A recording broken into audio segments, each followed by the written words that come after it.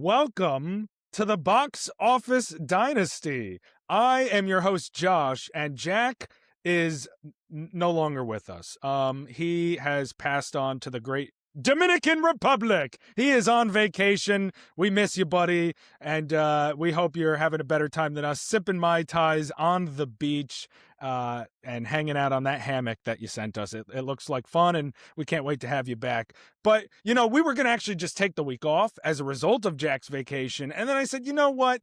No. The people demand the BOD content. So instead of going on this journey alone, we have with us today two wonderful, hilarious guest hosts who are going to take Jack's place. The first is no stranger to this show, our good friend and 3-time Emmy Award winner, Killian. Kill, welcome back to the show. Thank you. I may be 3-time Emmy Award winning, but this is my 4th time on Yes, it is. And, that outranks it, right? it does. Numerically. This is so more important. I don't know.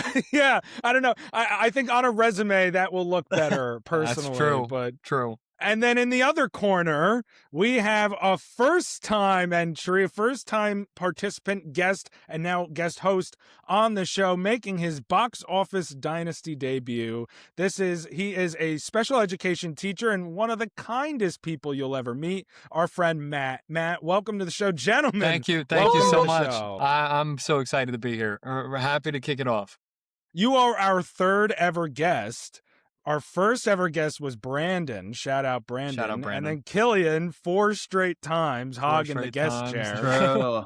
Now, you guys, this is the first time in Box Office Dynasty history that we also have 2 guests at the same time. Mm-hmm. And it just came at the expense of Jack. This is the first episode. It was a trade. It was a trade-off. Yeah, really. We traded a 2 for 1. A 2 for. And Jack is a huge part of this podcast. Of course, we miss him this week. We do. But I don't know. I mean, the value we're getting in the 2 of you and the 1 for Jack, I mean, if you want to take another week, buddy, in the Dominican Republic, we'll hold down the fort. Don't you worry. No, but this is an interesting dynamic. This is going to be a lot different than any other episode because I've never done one of these without Jack before. So this should be fun though. I'm really excited that you guys are here to join me. Thank you for filling in for Jack. Big shoes to fill. So hopefully, this episode can live up to it. I know the dynamic of Jack and I won't be here this week, but hey, you two, pretty damn good value. Hey, and thanks for having us. We're all pretty lifelong friends, and this is going to be a piece of cake as far as our conversation goes. Now, I hope this is an entertaining listen for the viewers. As much fun as it is I was going to say, talk. We could talk for hours, so this is going to be no problem. This could be the longest episode ever. We say that every week, will be. But it actually might. Every episode is the longest one with you, Kill. That's what it is. You come on and you are determined to break your record each week. And you just keep talking, is what Josh is saying. But it's funny because it's not a problem though. No, we just keep talking though. We just it's can't back stop, and forth, especially about movies. Exactly like it's funny because our friend group will go on Discord like at least or not at least. I mean sometimes less, but usually around maybe twice a week. And we're just shooting the shit while we play games and stuff. And we're talking movies and television a lot of that time. And so right now it's basically like we're just recording our Discord conversation. Little time capsule for us to look back on. It is. It's a great listen to go back to. I love it. So listen, before we get started, we have a great episode today, by the way. Let me probably tell everyone what we're doing. So I'm going to put these gentlemen on the stand. We haven't done that one in a while, so we're going to do that. I'm going to give us the box office numbers. We're going to go over the Warner Brothers saga. We here at the Box Office Dynasty have been keeping up with it. We're going to have a little roundtable discussion. I'll give us everyone here and everyone at home kind of the rundown, and we're going to talk about the implications this might have moving forward. Then we're going to talk about the SAG actor awards now and the impact this has on the greater Oscar race. Then we're going to rank the last 10 Best Picture winners, and we're going to say which ones we thought were deserving and what other films maybe should have won. And then if we quote have time, Killian's coming in as one of our guest hosts with a new game this week for us to play here. And of course our seesaw. It's an exciting episode. Gentlemen, I'm putting you on the spot. It's time to take the stand. Yep, and let's start with Matt because this is his first time on the stand. Let him feel the pressure. I'm excited. Well, so it's funny you say that, and I'll explain the game. You're both on the stand at the same time. You're getting the same questions. Okay. So it's like a butts-in moment. Like I gotta you get can more go points. back and forth saying who goes first. We also have a special method here at the BOD to decide who goes first. Oh yeah, in these Martin things. Van Buren. You guys are welcome to, as my guest this week, to have your choice at it, however you want to go about this. But you're both on the stand. You're both getting these 6 questions. Basically, this is a very straightforward game. I mean, you're just getting asked questions. It's I like to do this. We like to do this here at the BOD when we have a first-time guest. In this case, Matt, that is you. You're the rookie here. Yep, the rookie episode here. It is just for a way for our listeners at home to kind of get to know you. They're mostly all film-related questions, but just to get to know you and your tastes and interests. And Kill, we didn't want to leave you out, so we're throwing you up on the stand as well. So, thank you. So Thanks this for is for including both me. of you. Yeah, of course. Awesome. Otherwise, it's like sometimes when you come on and Jack is like, "Yeah, I'll just wait in the corner while you guys discuss this next thing that I haven't seen." It happens a lot, but happens at least once an episode. I feel like Killian and I are like, all right, Jack, you take a coffee break. We're gonna ramble about something real quick. Like go take a quick walk and then we'll go to the Dominican Republic and yeah, go sip your Mai Tais. That's right. All right, so first question, and again, if you guys want Marty Van Buren, if you want Willie, or if you just want Matt wait, to go who's first. Willie? Oh, someone hasn't been watching enough episodes to know who Willie is. I've been busy. Look, there had to be someone after the 8th president, and that is the 9th president. So you can have either of them decide. Okay. And each question, you know what I mean? We'll see. I'm letting you guys take the reins with this, but you're on the stand, on the spot. Question number 1. Pick 4 favorites that aren't in your Letterboxd 4 favorites current. That's a good question. Sharp question. I say we leave it up to Willie. I think so we want Willie? We let Willie decide. That's the first for me. Here's Willie. William Henry Harrison, the 9th president of the United States. He lasted only 31 days. That is a true fact. He got pneumonia and died. I remember you telling us that in DC, and I was like, wow, I'll remember that forever. And now I'm like, who the hell? And now you're like, oh, this is the first time I've heard this. What an interesting fact. Well, Matt, as the rookie, I will let you call heads or tails. Okay, I'm going to call heads. I'm going to go heads here. It went tails. Willie likes the returner. All right, Kill, you can go first. 4 favorites that aren't in your Letterboxd 4 favorites. That come to mind. So 4 favorites, just laying it flat, is Parasite, Kill Bill, ABCs of Death, and Pee-wee's Big Adventure. And so I'm always in my head shuffling around the top 10. And I guess right now what comes to mind, I'm going to say Requiem for a Dream, Chicago, Little Miss Sunshine, and I'm going to say Goodfellas just because I really want to rewatch it. Oh, okay. Those are some good answers. As you were reading off your 4 favorites, I was like, oh yeah, I should probably have those up to make sure you don't just say your 4 favorites. But those are good. I like that you actually said what your 4 favorites are. And I'll do the same thing with that one. Those are good options. Okay, so I'll list off my top 4 too, so you know I'm not cheating. I got I believe, and Josh, if you have it up, check. I just pulled it up. My top 4 on Letterboxd are Interstellar. I believe Sinners is up there. Everything, Everywhere, All at Once, and the second Spider-Verse movie. I think are my top 4. Those are your top. Good answer. And honestly, for me, it's been a really difficult thing always to kind of bring down 4 movies as my favorite top 4, right? And like I'm just gonna go what's come to my head as I'm thinking about this question, right? I'm gonna say The Holdovers is something that popped right into my head, and I think that is something that I really enjoy. It's something that I didn't know I was gonna enjoy as much as I did, and I think I hold more value in that. I love that movie.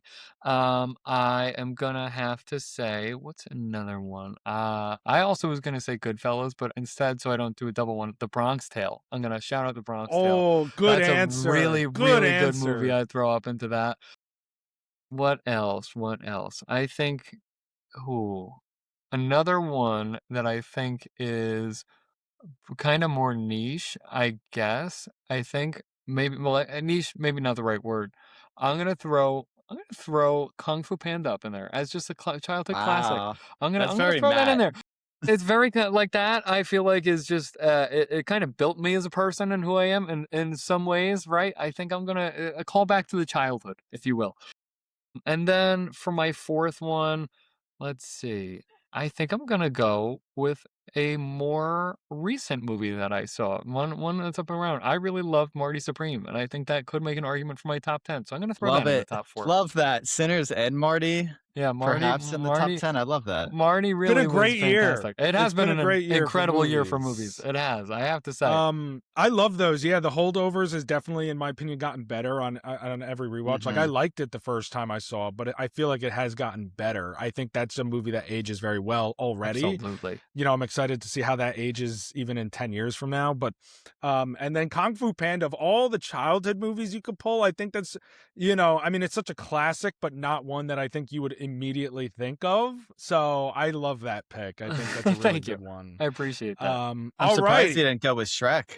I know Shrek is a classic, but like, well, would you go with Shrek or Shrek 2 though? I mean, that's a good point. Honestly, I might go Shrek 2 at this point because on the last time I rewatched Shrek 2, I forgot how many hidden jokes there were. There were some gems right in that movie. The catnip joke. I mean that is just that whole sequence. That whole sequence is phenomenal. The whole movie entirely. I mean, but you can't go wrong with either. I know. Honestly. I debate that too. It could go either way. Depends on the day. I think. I think when we were younger, maybe it was automatically the first one, but I think when you get older and you rewatch it, I think the second one also has that police brutality joke in it, which just in that completely sequence takes a whole sequence. The OJ chase that they the entire that one is such like I think it has even more hidden Easter eggs like that for adults, so that it just makes it age so that one much better. Has layers, if you will, for sure, like an ogre. Sure. Good one. Surprised you didn't do it in the voice, Matt. Well, that one has layers. Oh my god. Okay. Our second question. I don't even know how to top that. That was already so good. That was the first question. If you could change one thing about any film or show, so it could be a casting choice, a story choice, anything, what would you change? Film or show? Any one thing. Can of worms right there. This is like a butterfly effect. Like, well, if I change that, then... Yeah. Oh, man. I'm trying to think of, like, what's something that bothers me. And anyone can go first. I feel like you asked me this, and my answer is going to be completely different. But yeah, I mean, you know, I probably did ask you something like this to this effect. Yeah. And your first episode at this point was, like, way back with Jurassic Park, I think. Jurassic. Well, you know what I mean. Jurassic World Rebirth. Yeah, May or June. Yeah. Yeah. So I mean, you know, your answer. It's a long time ago. I've seen a lot of movies since then. We've been doing the podcast. We're almost at a year now. So you know, our 1 year anniversary. So I mean, the answer could change. Wow, that's good. Matt, do you have yours? Ooh. No, I don't have mine yet. I'm trying to think. Man, this is tough. This is on the stand. I like it. That's why I don't want to tell you this. I thought about, you know, I was like, and keep thinking, you know, while I yap. But I was like, are these questions going to be too hard to ask in the moment? And I was like, I don't give a shit. Fuck it. We'll ask them in the moment. You know? Honestly, I love that. It's better than just being like, oh, who's your favorite actor? You know what I mean? No, because it would change depending on what I'm thinking about in that moment. And I'm trying to think of like a near perfect movie, and I can't think of like... So it can be any movie, any TV show. Or show. Just one thing about it you'd want to change. A story, like narrative choice, a technical choice, a casting choice, like anything. Yeah, I feel like we've been so close on some circumstances. You know what? This person was going to be cast. I think I've got it. I've got it. All right. He's cracked the code. Let me... I think I'm going to go with a story element choice. Okay. And I'm going to pull a superhero movie out of this one. In honor of Jack. I know he likes superhero movies. This one's for you, Jack. This one's for you. I'm going to go, and I'm going to change, something about Age of Ultron. I'm going to go back to that movie, all the way back there. I don't think they should have killed off Ultron at the end of that movie. I think they should have kept him around as a character more, made him into a deeper villain somehow, some way, even if it's just a flicker, he's still out there somewhere kind of thing. I think that maybe having him around would have done better for the MCU going forward. I think that he is a bigger villain that I wish I could have seen more of, honestly. That's a good one, because I mean, I only saw the first season of this, but What If really kind of explored a bit of like just the gravitas of Ultron as a villain and the possibility that can formulate in, so to speak.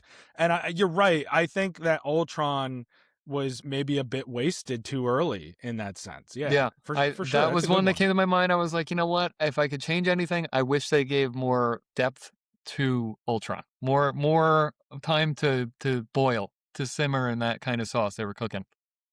That's a good one. Kill, you have an answer? I do. I'm just going to mention, going off of that and relating it back to Jack, who also loves Star Wars. I think that Darth Maul debate of wanting to keep him alive throughout more of the movies, I think that that's very valid as well. One that comes to mind, which is a really odd one, but I'm going to say it because I think it would justify a lot of things, is if the live action Lion King movie was more cartoony in a live action sense than it was realistic, I think that that would have justified how it broke $1 billion and would have made me love the movies even more, because Lion King is my favorite Disney movie.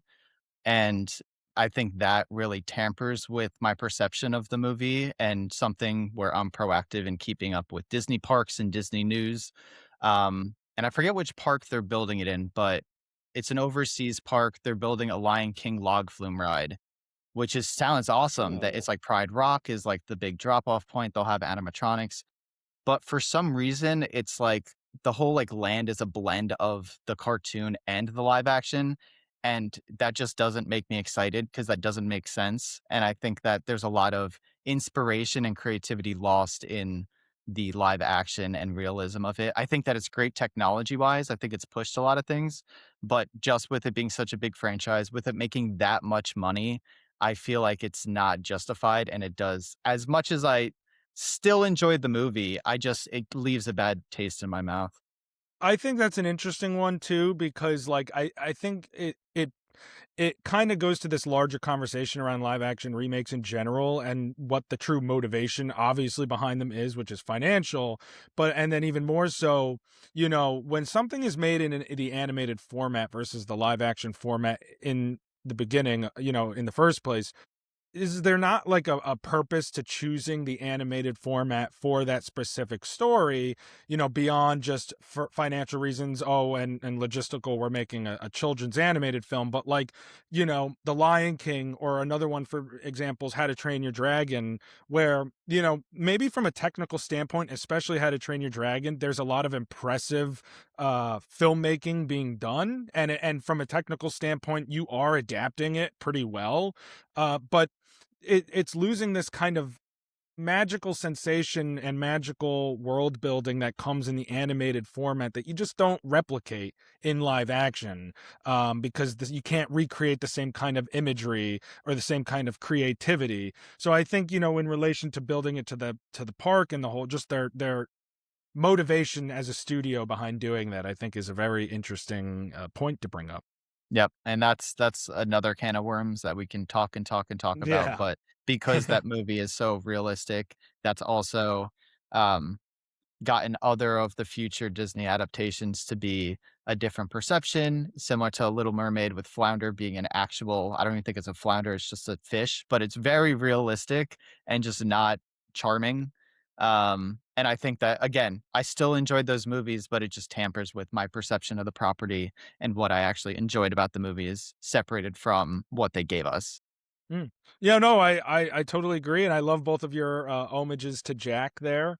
And with Maul, by the way, just a quick side note: Darth Maul Shadow Lord comes out by the end, either this month, maybe the beginning of next month, and that looks really good. So if you're looking for more in depth kind of storytelling, it's an animated show actually too. While we're at it, but with Sam Witwerth, playing the iconic character as always. So anyway, I recommend watching that. All right, third question. This should be a little easier. I know that second one was kind of a philosophical take on film. What is one actor director combo you would love to see happen? Oh wow, man, you're pulling these. You're so creative. I thought of these a few days. I was very excited about these questions. I'm not gonna lie. I have one. Okay. Can it be? Let me ask a question beforehand. Can it be a repeat? I mean, it can. I was thinking more something that we haven't seen, but it can be a repeat. If you want to see some more collaborations between them, sure. Okay. Let me think on it. Let me give it a little more thought before I go with the one that I was going to. Were you going to say Michael B. Jordan and Ryan Coogler? I was going to say Michael B. Jordan and Ryan Coogler. It's a great collaboration. That's why I think that even Sinners, as one can, our visual watchers can see, but our audio listeners, I'm wearing a Sinners shirt right now.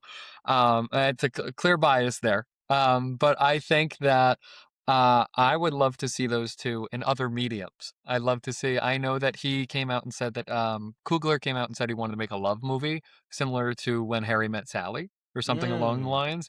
I would love to see him just collaborate more with Michael B. Jordan and just see what they've got in store. I don't think they're finished. I want to see what they have ready to present to us, the viewers, in an art form. They're incredible together. So that is the one I'm sticking with. Yeah. Hasn't Michael B. Jordan been in every single Ryan Coogler movie so far? Well, I want to see more. No, I'm not saying that. I think he had, like, Fruitvale Station. Actually, that would be pretty funny. Black Panther. Every single one. Black Panther Wakanda Forever. Creed. And Sinners. I think those are the five Coogler films. I don't know if I'm missing any. You hear the clacking. Yeah, he's appeared in all five. You're right, Josh. He's been in all five. Well, guess what, Ryan Coogler? He wants a number 6 to come out with his 6th one. I demand this be another partnership. Well, clearly, I need to see these other films too. That's if he makes the next movie without him, we're gonna blame you. Clearly, he's gonna say, you know what, Matt on the Box Office Dynasty wanted this, so Michael, we have to go our separate ways. He said, Michael, I'm sorry, we got to split apart. I will say I don't have a director because I'm gonna pick anyone. I think Robert Pattinson is such an interesting actor, and I think just his most recent films have proven that. Working with Bong Joon-ho, who has a very interesting creative take on that character of Mickey 17 and it being comical as opposed to his character in Tenet, Christopher Nolan's movie. And then I believe he's going to be in The Odyssey. I guess maybe I'll pair him with like a Scorsese because that would be awesome. But I just think no matter who he works with, no matter what you give him, he's going to succeed and I'm going to watch it. Dare I even say, which I've talked to my girlfriend Sydney about this so many times because she's been in love with him since Twilight. Dare I say, he is just grown on me so much that I think that he is the next Leonardo DiCaprio. Wow. I think that I could trust every role that he takes. I think that he's very bold and he commits to the part. He hasn't necessarily let me down yet. And even in a movie like Mickey 17, where the movie might have not lived up to the hype, he wasn't bad. He was amazing. And I just wanted more of him. So I'm going to go with him sure, pick your director, Spielberg, Scorsese, Tarantino, doesn't matter. We're going to go with Robert Pattinson. And it's interesting with Robert Pattinson because obviously he's got The Odyssey and Dune 3. He's also working with Denis Villeneuve coming out this year. And yet, and I'm obviously, those are my 2 probably most anticipated films of the year. But, he is also got that movie with Zendaya coming out, The Drama. And that looks really good. That looks interesting. You talk about, you take Matt from your answer and then kill your answer. Robert Pattinson is that guy that kind of molds into any kind of genre, and fits it so well. You watch him like doing The Boy and the Heron, and then you watch him doing Twilight, and you watch him doing Good Time, and you watch him doing The Odyssey and The Drama, and like Harry Potter, he is a very moldable actor, you know what I mean? But he really can just mesh into any world or any role. So that's a good answer. He has incredible range, just so much. Yeah, it's insane. Yeah, and like the craziest voice I've ever heard. Honestly, just his vocal range is insane enough. After watching Mickey 17, I was like, damn, this man can do like crazy things with his voice. He just has fun. That's what I like. You're in for a joyride. I did come up with an alternate. What you got? An alternate. Ready? This is a crazy. This will never happen in a million years. If it does, I'll be ecstatic. Scorsese with Lee Byung-hun. I don't know if I'm saying that. Sorry if I butchered that. Yeah, Lee Byung-hun from No Other Choice. Yeah. I want Scorsese and That's him a good to one. combine. I was thinking about it. I'm like, what's another one? And I was like, for some reason, Lee Byung-hun from No Other Choice came up in my head, and I'm like, oh, wait a minute. All right, well then hear me out. Robert Pattinson and Park Chan-wook. Oh, that I think would be a pretty good one. You're cooking. Honestly. Oh, these are good answers. Okay. All right. I love it. Let's keep the show on the road. I still have 3 more of these fucking questions. Oh my God. Okay. Yeah. We won't have time for mine at the end. We never have time for anything. We make our own time. We're just hanging out. If you could only watch one genre for the rest of your life, what would you pick? Good question. There's so many. I'm between animated, comedy, and horror. I think horror would get exhausting. Animated, I could watch all day, every day, but I think just what comes to mind, I just like having fun. I'm gonna go comedy. Comedy would probably be very easy to swallow. I think I'm gonna go off of what Killian said. I'm stuck between a few, and honestly, the 3 of those pass through my head. But I think I'm gonna go. Would you count animated as like a whole? I think animated because like as a whole topic, as a whole thing. Was that genre? Yeah. Yeah, I mean it's debatable, but it's debatable. They market as it on the social sites. If they market on that as a social site, I would go with that because I feel like that's if I had to watch one for the entire rest of my life, I could kind of find and get any kind of movie through that because I feel like animated movies have kind of grown so profoundly. And there's both comedies, there's emotional depth, there's dramas, there's anything that you could find in that thing. So I'm gonna stick with animated as my genre. That's a smart answer. That's a good answer. All right, I'll keep this train moving. This second to last question is actually one that I posed to Jack on last week's podcast. It's a little more specifically related to something we'll be talking about later on, obviously, but I'm just curious your guys' answer. Would you rather see Sinners win Best Picture and PTA wins Best Director at the Oscars, or would you rather see One Battle After Another win Best Picture and Ryan Coogler wins Best Director? I'll let Matt answer that because he's the Sinners guy right now. I'm gonna go with Sinners winning Best Picture and then and PTA winning Best Director. As I think I don't know, it's tough because I want Coogler to also get Best Director because he deserves that. It was an insanely dedicated and just amazing effort on his end. Selfishly, I want Sinners to be cemented in that Best Picture rank list that I read today as I was going through the last 10, as up there among the Best Picture winners. That's why I'm going to go there. I think I could be happy if it goes either way, though, in this scenario. Yeah, it's hard because I think One Battle After Another is the more deserving movie, but I personally enjoyed Sinners better, and I think the directing in Sinners is particularly the best part. Like Matt said, with it being cemented and me actually going through and ranking the last 10, Sinners feels like something that would be on the top of my list, while One Battle might be in the middle. But there's the other side of my brain that says, well, One Battle kind of deserves it more, in my opinion. It just feels right. Don't know how to answer this question because I think it can go either way. I enjoyed Sinners more, though, and I think that over time, that will be the more remembered movie. I'm going to go with Sinners for Best Picture. I do think One Battle deserves to win, but standing the test of time and the popularity contest, Sinners might actually win Best Picture. Should he's not locking down anything.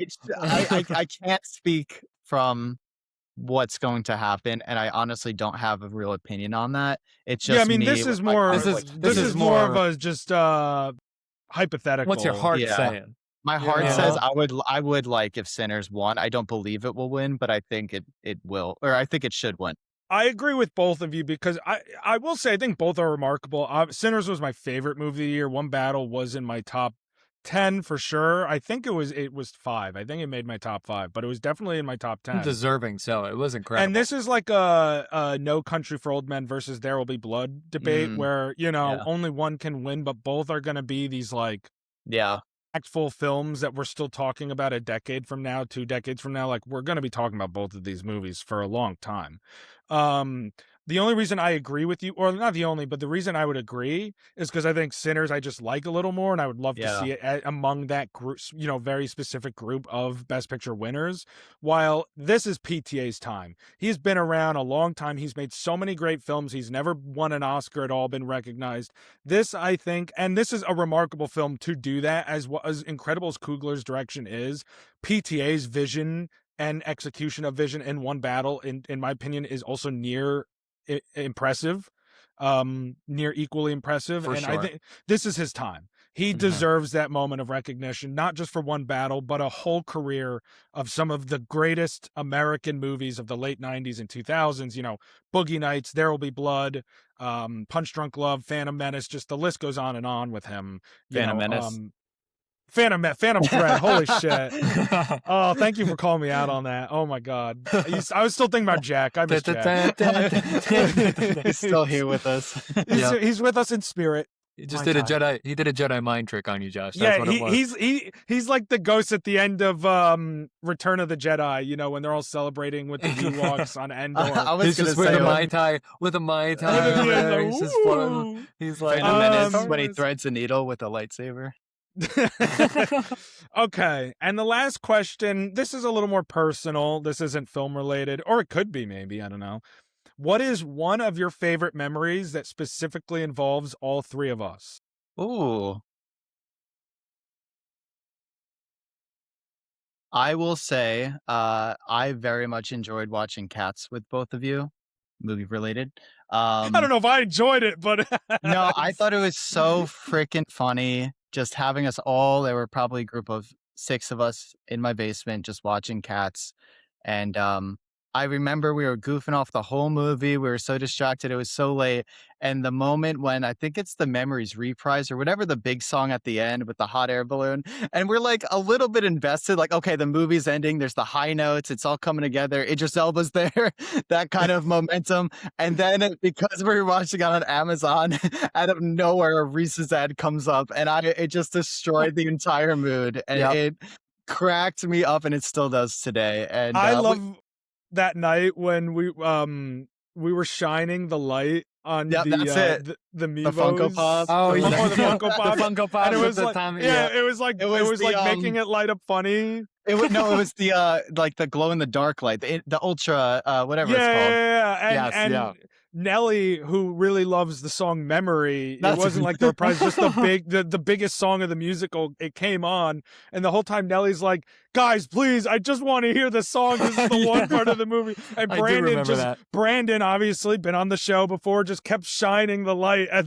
the damn Funko Pops, and we all kept laughing while he was doing it. Nelly was getting so pissed. It was hilarious.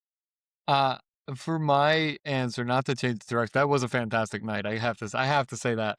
I think kind of goes into 2 memories, but our 7-Eleven runs I always think about, where we recorded it and then went with that. I think that because even when we weren't in the same car, watching back on it and then all watching it together kind of makes it such a big thing for me. And honestly, even the yearly just like celebration with Shipmas, I think that also goes into that for me. I think those are just fun memories and just being with the boys. But I think probably rewatching that, and then I would say that rewatching the 7-Eleven and kind of making the 7-Eleven the idea of going forward. Tell them what that is. So we did perspective vantage points of us all driving to a 7-Eleven, and then like 3 separate cars worth of people driving to 7-Eleven. And I think watching back, I still am just dying hysterically at all the different perspectives of us all driving there, and just hearing the different accounts and seeing the different point of views, but also just as a core. That's kind of a core memory to me for some reason. It sticks out so much in my head. And during the weird like COVID days too, when like you can't do much and it was hard to see each other, and it was during COVID, but it wasn't. But I remember we were wearing masks. It was toward like that weird phase of like, okay, we have our boosters, but like should we go out and all that kind of thing. And everyone was still being really careful. Everyone was being very, very but like cautious. It was super late at night. And I think, but then we did another one after we were already out of it. You know, we did another one. We enjoyed it so much we had to make a second one. I think we need to finish the trilogy. I agree. I think that there needs to be a third one made. And listeners, and all three of us were in the car. Stay tuned. I was going to say one of them. I believe. Was it both times? I believe we were in. I think it was one of them. First. The first time. I think it was the first time. It was the first time. It was the three of us and Kyler. Yeah. And I think still one of the funniest things was us predicting what was going on in Chris's car and like everything, just the curse words, the bleeping out of all the different things. To me, I think that's one of my favorite memories of the three of us. And then it cuts to Chris. Ride. It cuts to the car with Chris, and that's exactly what's going on. And it was exactly just dedicated to that point. It was it was perfect. But so funny because I remember I had everyone film and we like synced the times, and then on the way there, it was like choose your adventure. There were 3 separate cars with like Josh driving one and a couple other friends driving the others. And we randomly got assigned to a car. And then I remember I cut them into 3 different parts. And then the last final part is like an hour long. And it's like whoever's recording records the entire 7-Eleven trip, including getting back into the car all the way back into my house. And I would, since they were all synced, I would just like enable the volume on a camera here and there. And it was just so funny to see the different dynamics. So much fun. I totally agree. That's such a great memory. That's a really good choice. I love that we could relive it too. Like we have the video of it. Yeah. Oh yeah. No, that's it's so good. We can always do it one more time. On the final run. Listeners, stay tuned when the final run comes to you in a few months. I was going to include on the BOD channel. On the BOD channel, BOD special. And then the other one you mentioned, Shipmas, which is our yearly, Christmas party for what it's worth to save time. We should imagine a live Box Office Dynasty episode at the Shipmas celebration. That would be fantastic. One of these years we'll get Jack to come. I want him to be there. And keep in mind, during Shipmas, Josh brought the Box Office Dynasty. He printed a shirt and he printed underwear with the logo on it. That's true. Boxer Office Dynasty. That's right. That's right. This is actually the official merch drop. No, I'm just kidding. I wanted it I'm waiting for the merch drop. I would buy it. No, but...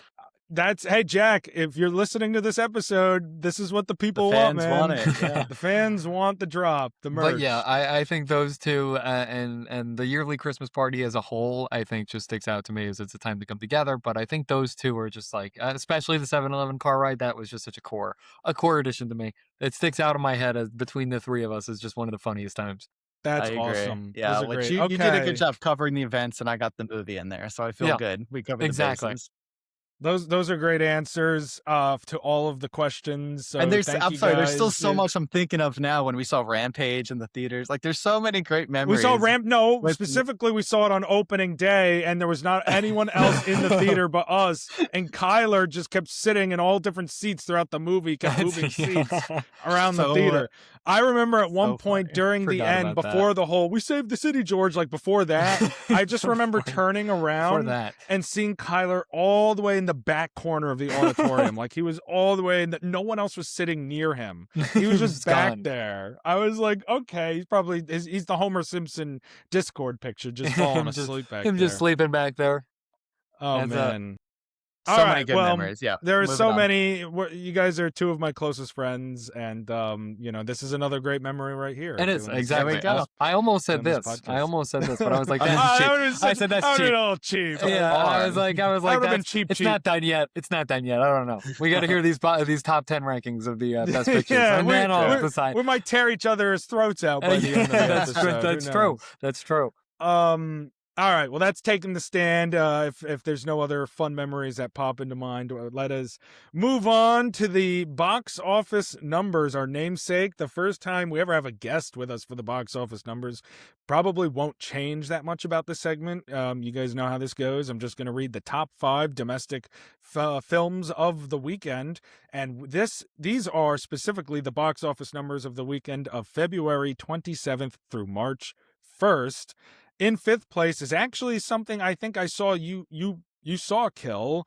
In its second weekend of release, making $3.5 million, is Epic Elvis Presley in concert. How was last that? night? Yeah, it was interesting. You know, it's very rare you see a documentary in theaters. And to be honest, the marketing wise, I thought it was just the Elvis movie again, but like with the Q&A from Baz Luhrmann. Yeah, something. But then when I like saw the trailer, I'm like, oh, that's what Epic means. And I'm then not gonna lie, I thought it was a re-release of the first movie. I was like, I didn't see any marketing. I saw that poster and I was like, are they re-releasing it? What I miss? I didn't even know it was in theaters. That's crazy. I'm glad I'm not alone. Yeah, it was very entertaining, and it very much like goes hand in hand with the narrative feature with Austin Butler. It's very interesting, and I mean the story behind it real quick is Baz Luhrmann, who is the director of the movie, found archived footage throughout his search for the history and the different clips and sound bites and all that, enough to compile a movie. And that is just so special about film. And it's a really interesting testament to time itself, with that happening so long ago. And just as a director being like, I am so ambitious and in love with this subject, I want to make something new with it. Yeah, I totally agree. I think that's really cool. I think that's interesting. In fourth place, in its opening weekend of release, making $4.3 million, is 21 Pilots More Than We Ever Imagined, a concert film. So a lot of musician what's going on? I'm not expecting any of these in the top five. Matt's like, what the hell is that? It's their new concert film that's out for their latest show in Mexico City. They are still doing concerts? I didn't. People are still seeing 21 Apparently, they're seeing them in movies. This isn't their first. And the only reason I'm not seeing it is because it's excluded from A-list, which sucks. And you're like, you don't want to see it that bad. Exactly. You don't want to break the bank on 21 Pilots Mexico City. You've seen them in Copenhagen and wherever else they made. Speaking of movies no one wants to see, but people are still going to see anyway. In third place in its third weekend of release, making $6.7 million more, is Wuthering Heights. The latest film from Emerald Fennell. I hope they weren't as disappointed as we were. That does bring its worldwide total to $191.7 million. So that's is making pretty good money. Maybe enough to make a second. What it's worth. How much Wuthered can the Heights get, Matt? I don't know. Maybe if they're making that much money, could try more. In second place, damn it, in its third weekend of release with another $12 million in the bank, is the new animated film Goat. I don't think any of us have seen this yet, but this is also doing pretty well financially. It is one of Sony Animated Pictures' higher grossing films ever. So. I was interested to hear how that was doing, honestly, because I know that a lot of the Spider-Verse animators worked on that one too, and I think I almost was tempted to go see it. I didn't. Yeah. So obviously I wasn't tempted enough. You chose Wuthering Heights instead. I regret choosing that over Goat, honestly. Yeah. But I think that I'm happy to see its success. Honestly, I am. I think it's a cool story. Me too.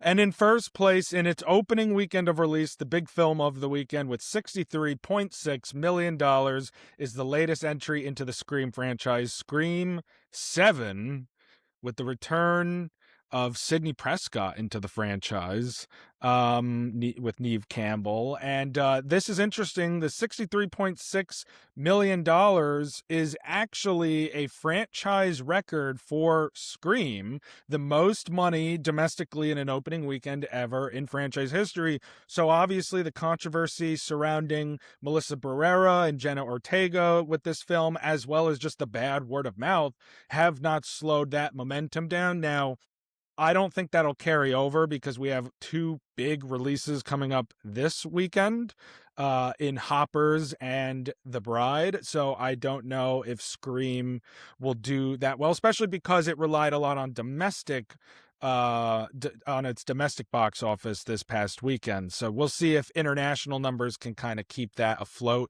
I don't know if it'll maintain that number one spot though, but it does this I'm weekend. saying no. I think next weekend we're going to have a different story. It is making it made its budget back. I think Hoppers is going to take a page out of Goat's book and slam dunk on it next weekend. That's what the interesting thing, if you guys listened to our episode a few weeks ago, Wuthering Heights was 1 week ago, actually. Wuthering Heights was jumped by GOAT. When they both opened on Valentine's Day, President's Day weekend, Wuthering Heights won the box office, and GOAT was like number 2 or 3.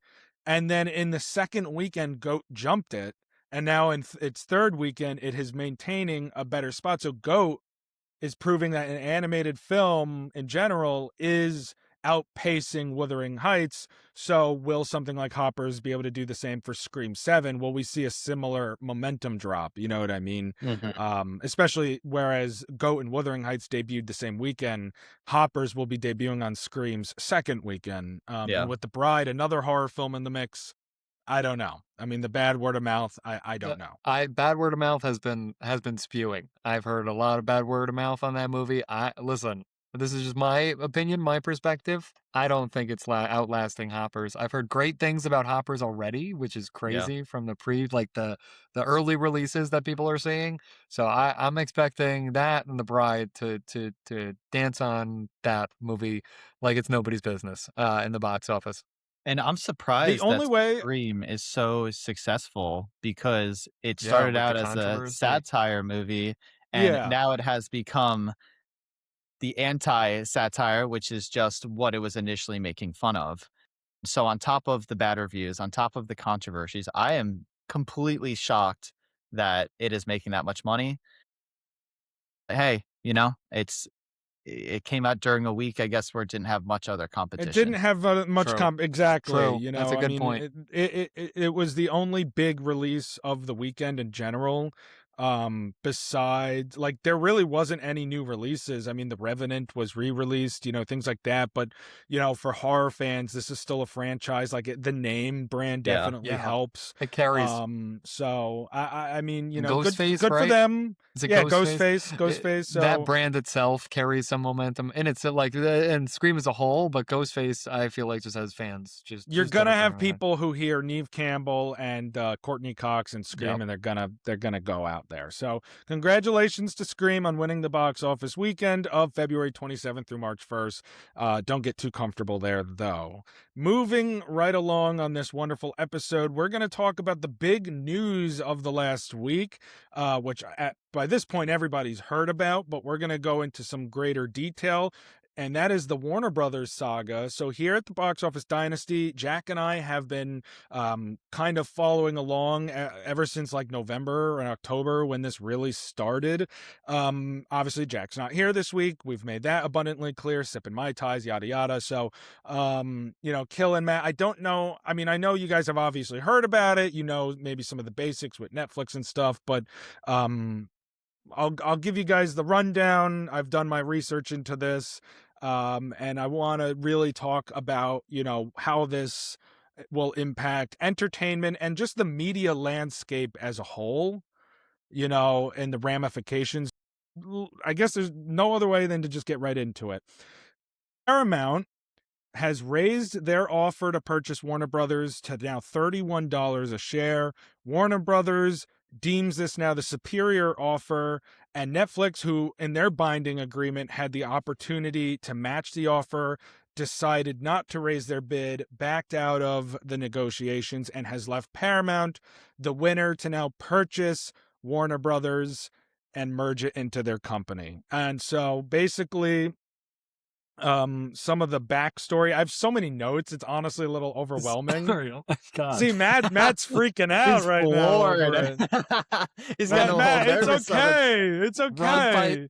He heard $31 a share and he went crazy. He said I should have went in. I lost my mind. He said I need to get some shares of Warner Brothers. I started running. I was like, my God, ran out of breath on that one.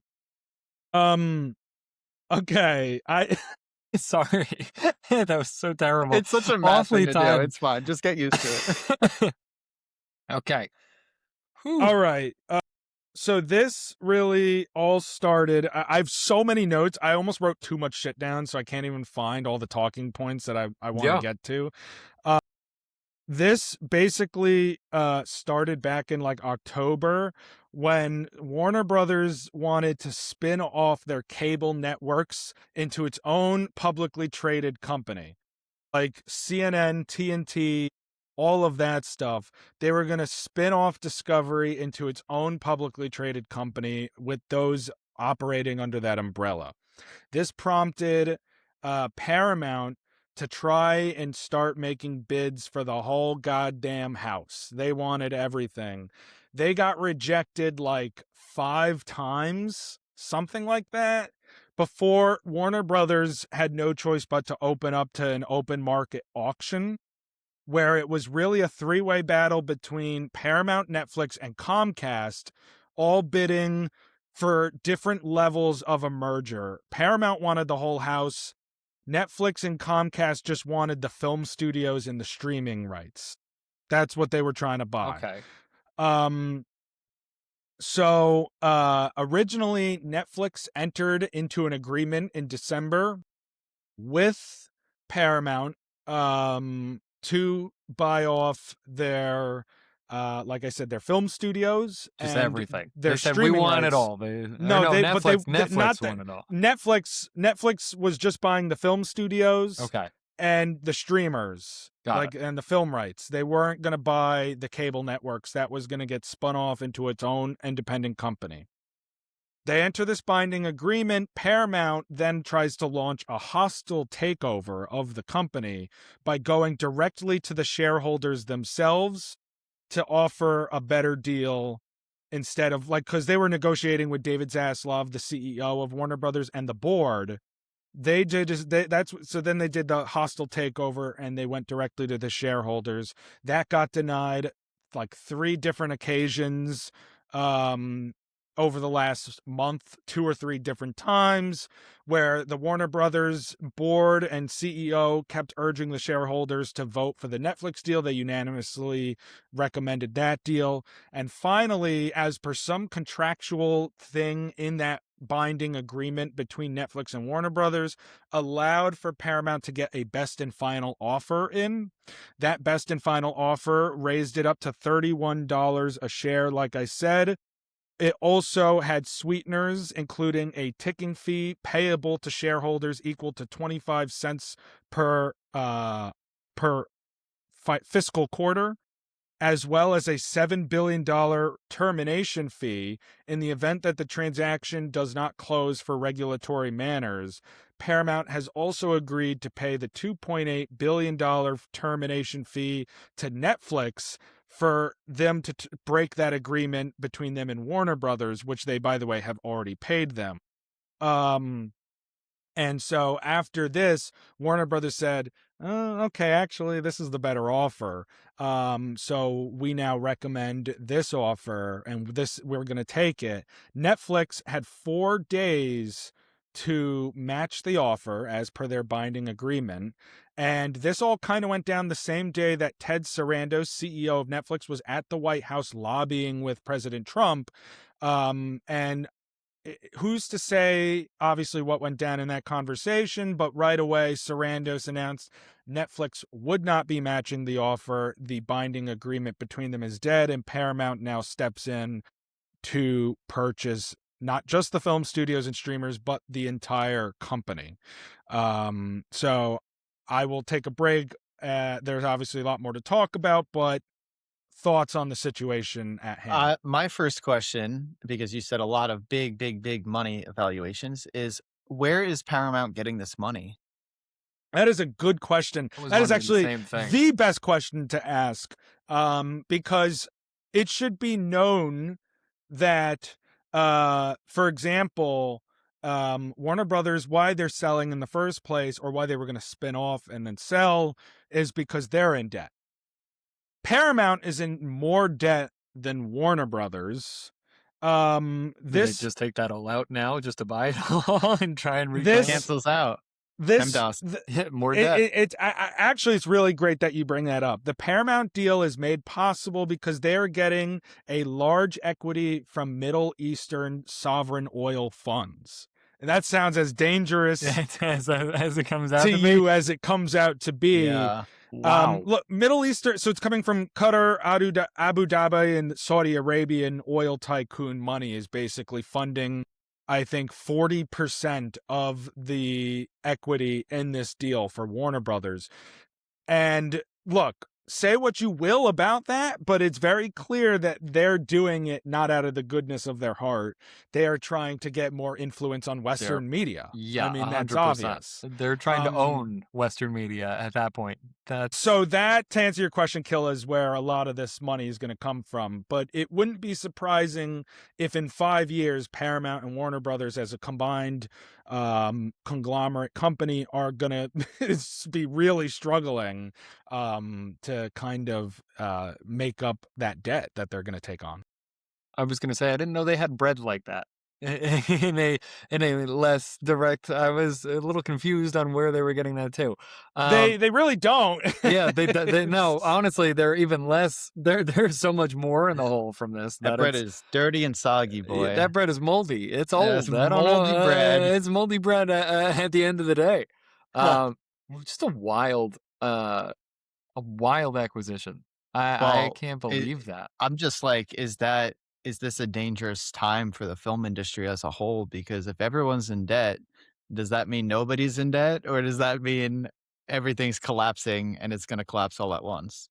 Well, and so that is really where I think a lot of the concern on the film side, and there's a lot of concern on multiple different fronts with this deal. But I think the biggest concern, because this affects film, and this was the same with Netflix, whereas the political concerns here weren't as strong with that because they weren't purchasing CNN and all of that. But on the film side, the problem that you'll see here is, so Paramount is verbally committed, that between their two studios, they will come out with 30 films a year, which is physically possible, but fiscally improbable, because there's going to be significant overlaps in their operations of film and TV production in the industry. This is going to probably, this is seemingly causing massive layoffs in the film industry to come, because there will be less options for creatives to take their services and less variety for crew to take their services to, because two legacy studios will be under one roof. They'll have to consolidate on their staff, and the significant decrease in staff will make it impossible to produce and distribute and market 30 films a year. Paramount, as it is, came out with 9 films in 2025. I was gonna say, Warner Brothers was on a hot streak of, they were like eight number ones in a row for their movies, and in 2025 they came out with, and that's great. But if we're talking solely numbers, they only came out with 11. Wow, 19 films combined between the two in 2025 as they're two dedicated to 30? Separate studios with their own, chief executive boards, their own production companies, their own distributors, all of that. If Paramount won't be able to literally afford all of those employees, they're going to have to reduce their staff by half. Not only that, more chefs in the kitchen sometimes makes it a little more difficult to even come out with projects, right? They're going to be butting heads more. I think there's going to be a bigger percentage of just disagreement, and it's going to be impossible to kind of hit that target of 30. That's outrageous.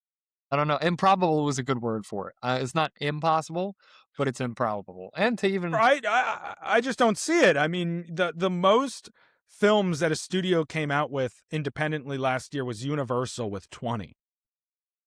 Yeah, I just don't see like you said, Matt, too many chefs, too many cooks in the kitchen. I don't see two major studios under one kind of house, one roof, being able to produce 30 films a year. That would add up to marketing a new film and releasing a new film every other weekend. Yeah. That's not going to happen. They ain't doing that. Statistically, I have this here in my notes too. This is interesting to bring up. Warner Brothers employees are going to be staring at massive job cuts because Paramount, if this deal completes, will carry a debt equal to nearly 7 times the annual earnings of the entire company. With that if that merger goes through. Repeat that for me. I got to hear that one more time. Maybe the audio listeners didn't hear it. They will. Yes, you are right. Yeah, Matt went went down the wrong pipe again. Yeah, I said yes. They will carry debt equal to nearly 7 times their annual earnings if this merger is completed. They will not be able to afford the manpower it would take to come out with 30 movies a year. It will not happen. And in fact, history tells us that won't happen because this will be the first major Hollywood studio merger since when? Do you guys know the last one? Actually, no, I don't think off the top of my head. I don't. Is it Disney? Disney and 20th Century Fox. That makes sense. Closed that deal in 2019. It was worth $71.3 billion, which, by the way, this deal is worth today. The Paramount Warner Brothers deal is worth $111 billion. That's insane. That's crazy money. That's unfathomable money. Like, that's insane. In 2016, Disney and 20th Century Fox separately released, combined, but as separate studios, released 26 new titles in 2,000 theaters domestically. Last year, they combined for 14 movies altogether. Oh, yikes. That is a 46% drop in new releases in a single year. And the impact that this has had on the box office is that 20th Century is estimated to have grossed $900 million less in 2025 than they did 10 years prior, now that they're under one roof. And that is proof, that is, again, because of the consolidation that Disney could not afford all those cooks in the kitchen. It's just too many salaries. It's too Proof's much. in the pudding. They don't have it. It's not going to be crazy. I'm just still, and the fact that this is allowed. I remember, Josh, that I'm sorry to change the topic in a sense, but it's all related. How many things they now own? I just saw a screenshot of all the franchises they own, all the properties that they have. I don't even know under one roof how they're expecting to handle all of that. You know what I mean? It's almost too much to think about. And you think about what properties are going to slow down and be no more. Every single one, I think, is going to honestly come to a bit of a decline. Yeah. Right? You can't produce unless I'm not every single one, but I mean, they're going to pick and choose their favorites. They're most equitable, I guess. Yeah.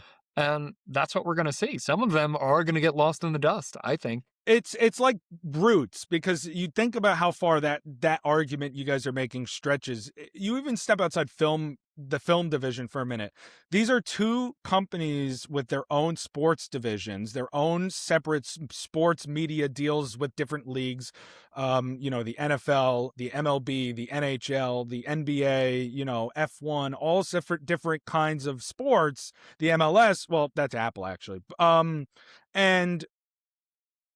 they will 21 man, 7 times what? That is going to clash. There's going to be clashes of ideological approaches to how we present sports or news or entertainment, but also, who gets to keep jobs and who's in charge, like the power divide, who's in charge of what now. Yeah. You talk about everything under the one roof. The combination of Paramount and Warner Brothers would consolidate as much as 40% of a yearly domestic box office in one studio. If that doesn't scream a regulatory issue to the Department of Justice, what will? I don't know what does exactly. Yeah. Under their stewardship, they would have TNT, CBS, CNN, MTV, TCM, Showtime, Adult Swim, DC, Paramount Plus, Nickelodeon, HBO and HBO Max, Comedy Central, and Cartoon Network, to name some of the assets under their roof. And of course, you talk about all the different franchises. It's just too many to list. It really is. Yeah, it's insane. Too many to list. It's 40% of the domestic box office consolidated to one studio and one boss. And that boss is David Ellison, who, this opens up a whole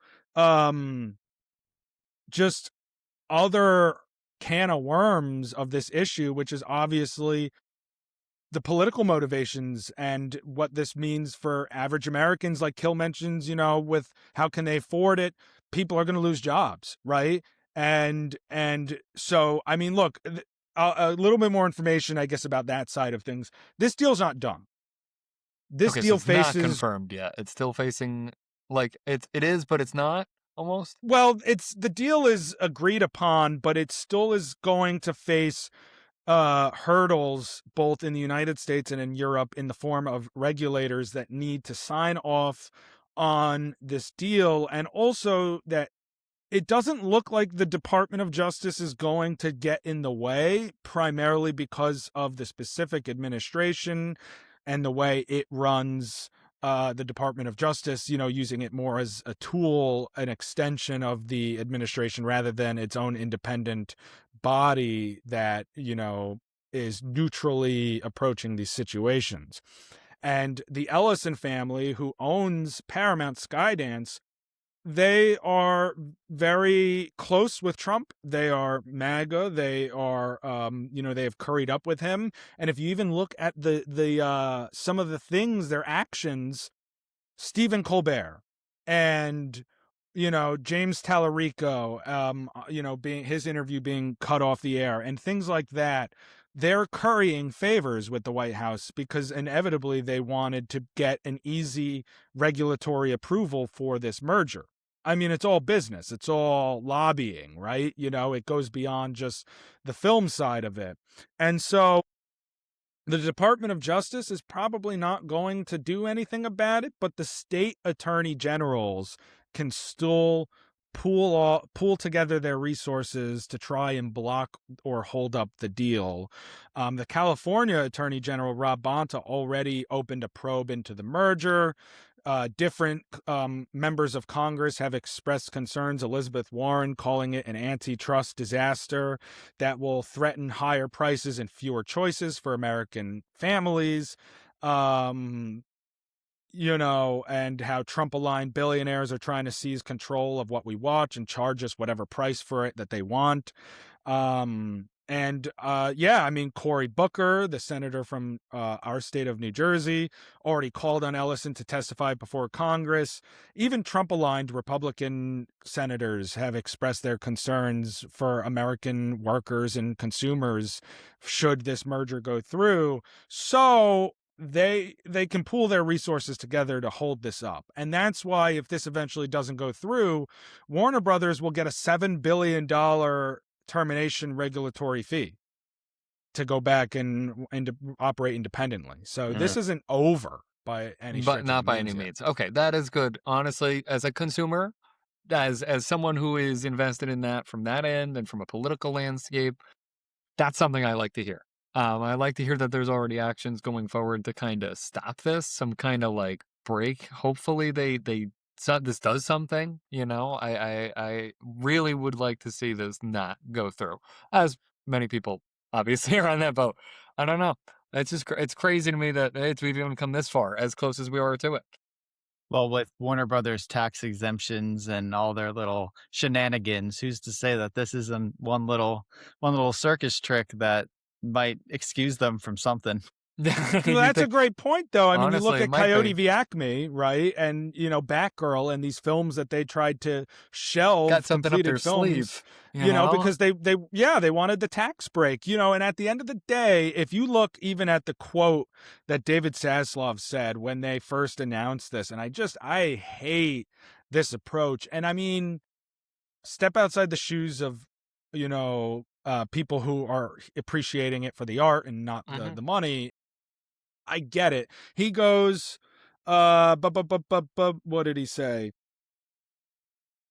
Once our board votes to adopt the Paramount merger agreement, it will create tremendous value for our shareholders. We are excited about the potential of a combined Paramount Skydance and Warner Bros. Discovery, and can't wait to get started working together, telling stories that move the world.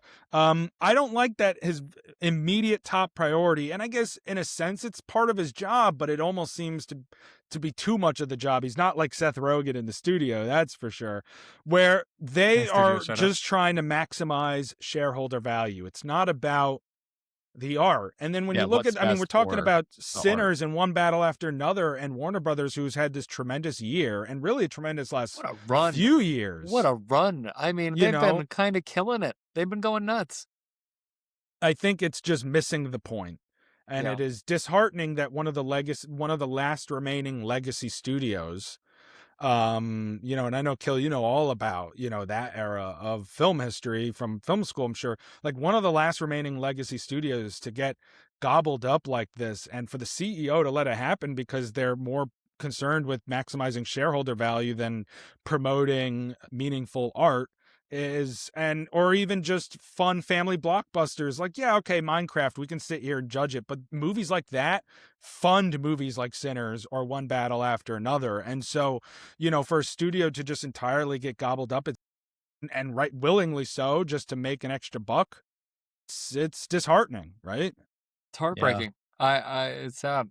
Well, and for someone who's in the film industry, you know, this is just a lot of big news that I've been hearing about. And obviously, right now, for me, it doesn't affect me directly, but, you know, it will. It doesn't have to be today, but, you know, not just for the consumers, but for the people who actually, you know, kind of give a shit and actually want to make something and want to work on a soundstage and want to be creative and work with others. And, you know, this is consolidation, and it's very scary to see and hear about.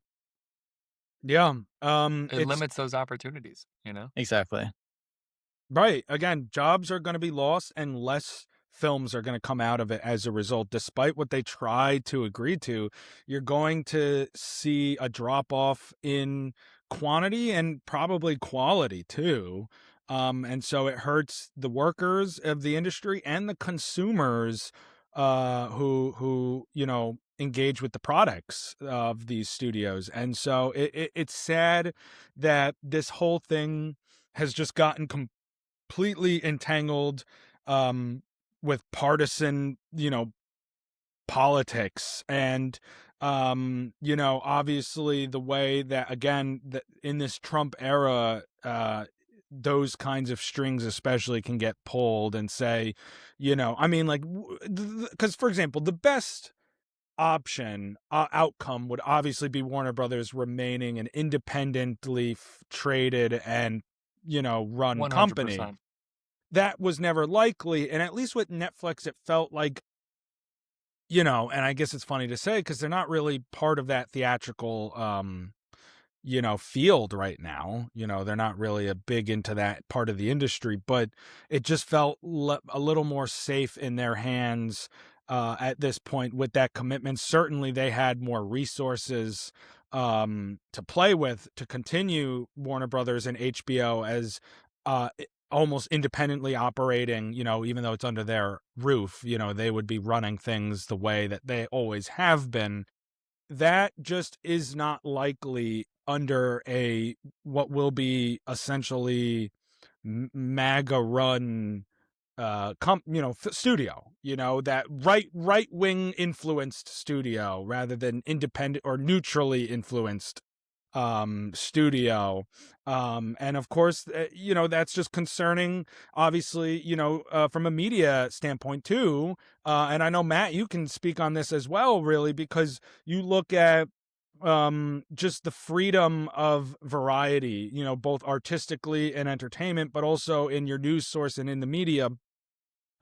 And this puts, you know, this puts CNN under, again, right-wing influenced media. You already see that the Ellison family also has CBS and TikTok under their control. God, what don't they have at this point? My God.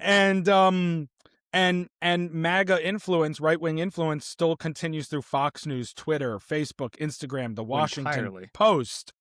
It's just, you know, and obviously that strays a bit from the film aspect of the conversation, but it's clearly the driving force for Paramount, right? Is that they're currying up with the administration, and they have promised to make sweeping changes to the news networks, that they were the only studio who were even interested in purchasing those, you know, in the first place.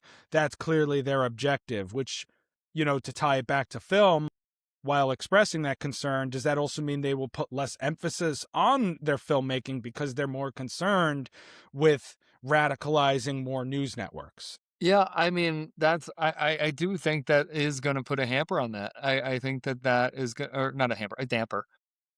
I think that I was like a hamper. I was like, no, not You that. putting your I was clothes in like, it? yeah, I'm putting my clothes on it. No, I think it's going to put a damper on it. I really think it's giving me this Fahrenheit 451 kind of vibe where it's like almost like everything is going to be under one roof and everything that we see is going to be this kind of dystopian almost view of the world where it's going to be controlled by not only these media heads but really our president and like that kind of like that right centrist ideas that we're going to see like all the right aligned kind of everything they're pushing. I don't know, it's crazy to me that They want to crazy. use a legacy studio, its news outlets, and its film studios as a way to push their own agendas and propaganda and ideologies. Even I'm sure we'll see yeah. past it too. You know, where it's going to be something that they mass reproduce in any way that they can. The limits are kind of just astounding of what they can control. Even thinking like TikTok, that's social media. You're getting all these news channels. What can't you control? It's going to be oppression. It's going to be silencing of certain viewpoints, which I think kills the freedom of expression in itself. Which is all about the film industry is about. It's this freedom of expression and intention that you don't really that is a unique standpoint that you can't always get in different mediums, right? And I think that they will limit this even creative expression of and trying to spread different messages potentially, right? I don't know. It's definitely you're something. right. And even like, you know, we talk to relate this to the job industry and kill you with the, you know, people that your colleagues and people whose jobs are on the lines, you know, there is a lot of overlap in the core employment in news, sports, theatrical film, and streaming television between Warner Brothers and Paramount. That did not exist with Netflix. There was far less overlap because they're not as involved in a lot of those areas of media. So Ted Sarandos, the CEO of Netflix, would have committed to leaving their business alone, the theatrical business separate from Netflix, HBO continuing to run, you know, as its own, you know, just the way it has. But now will the Ellison family and Paramount want to implement those, like you were saying, ideologies by firing people who want to do the jobs the way that it's supposed to be done with people who will do it the way they tell them to do it? I mean, you even look at Scream, right? And none of us have Scream 7. None of us have seen. We don't know why it's bad, but one of the reasons people boycotted it was because of Melissa Barrera. Melissa Barrera, who spoke out against the genocide in Gaza and was fired from Scream 7, and who distributes Scream? Paramount. They have said that they have a blacklist of celebrities that they will not work with for certain political reasons, and this consolidation of that power is only growing that fear that people will be silenced and out of work just for saying what's on their mind. You know, there's a lot at play here that's really concerning for sure. Mark Ruffalo won't see a Paramount movie ever again because he's so vocal. Like that's he can't work at Disney. He can't work at Paramount. Who's he going to work for? He's going to be working at Cinnabon soon. That's true. It's going to have a Saul Goodman arc. So, I mean, I guess that's pretty much does it. I don't know if you guys have any final thoughts on the situation or hopes or whatever you want to get out. It was just interesting listening to you because it's like I'm listening to the podcast. Like I don't have much to put in. That was your cup of coffee. Yeah, exactly. I was on a hammock in Dominican Republic and I was just enjoying my Mai Tais. But no, it is a very stressful situation apart from everything else happening in the world today. And, you know, it is just scary because, you know, you come here as a place and a resort to being able to be honest and share your opinions and being able to enjoy something.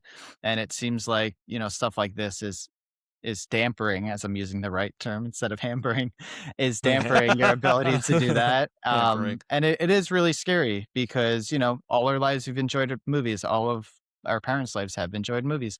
And not to say that they're just going to come to a halt, but it is just a little scary to think about reverting back to, the progression that a lot of people have worked so hard to overcome, into going and reverting back to certain things. So again, don't have much of an opinion on it, but it's like the production code era. You know what I mean? Where they're just telling you like what can or can't be put on television or can or can't be put on the big screen. Right. And censorship is so different from what this is. Yeah. For sure, but I mean, it just opens up those cans of worms of it. Exactly. I mean, any kinds of possibilities of restrictions of freedom of opinion and storytelling and freedom of speech, which is the First Amendment in this country. And, obviously when everything is lobbied and so political, I mean, and it becomes so tied to financial and political aspirations, it does put a restriction, a damper, have you, on movies. Episode title. on movies. Real damper on the hamper. If we say it enough times. Can I give my final thoughts? I don't want to cut anybody off. No. Anyway, moving on. Yes.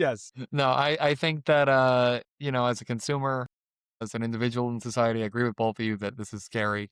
That this is like just something that as like someone who likes to watch movies, who's even getting more invested into watching movies now. I find myself that I'm the most that I've wanted to watch movies. I'm constantly getting drawn to this media. Matt's watching a movie right now. Yeah, that's right. We're making a movie in real time.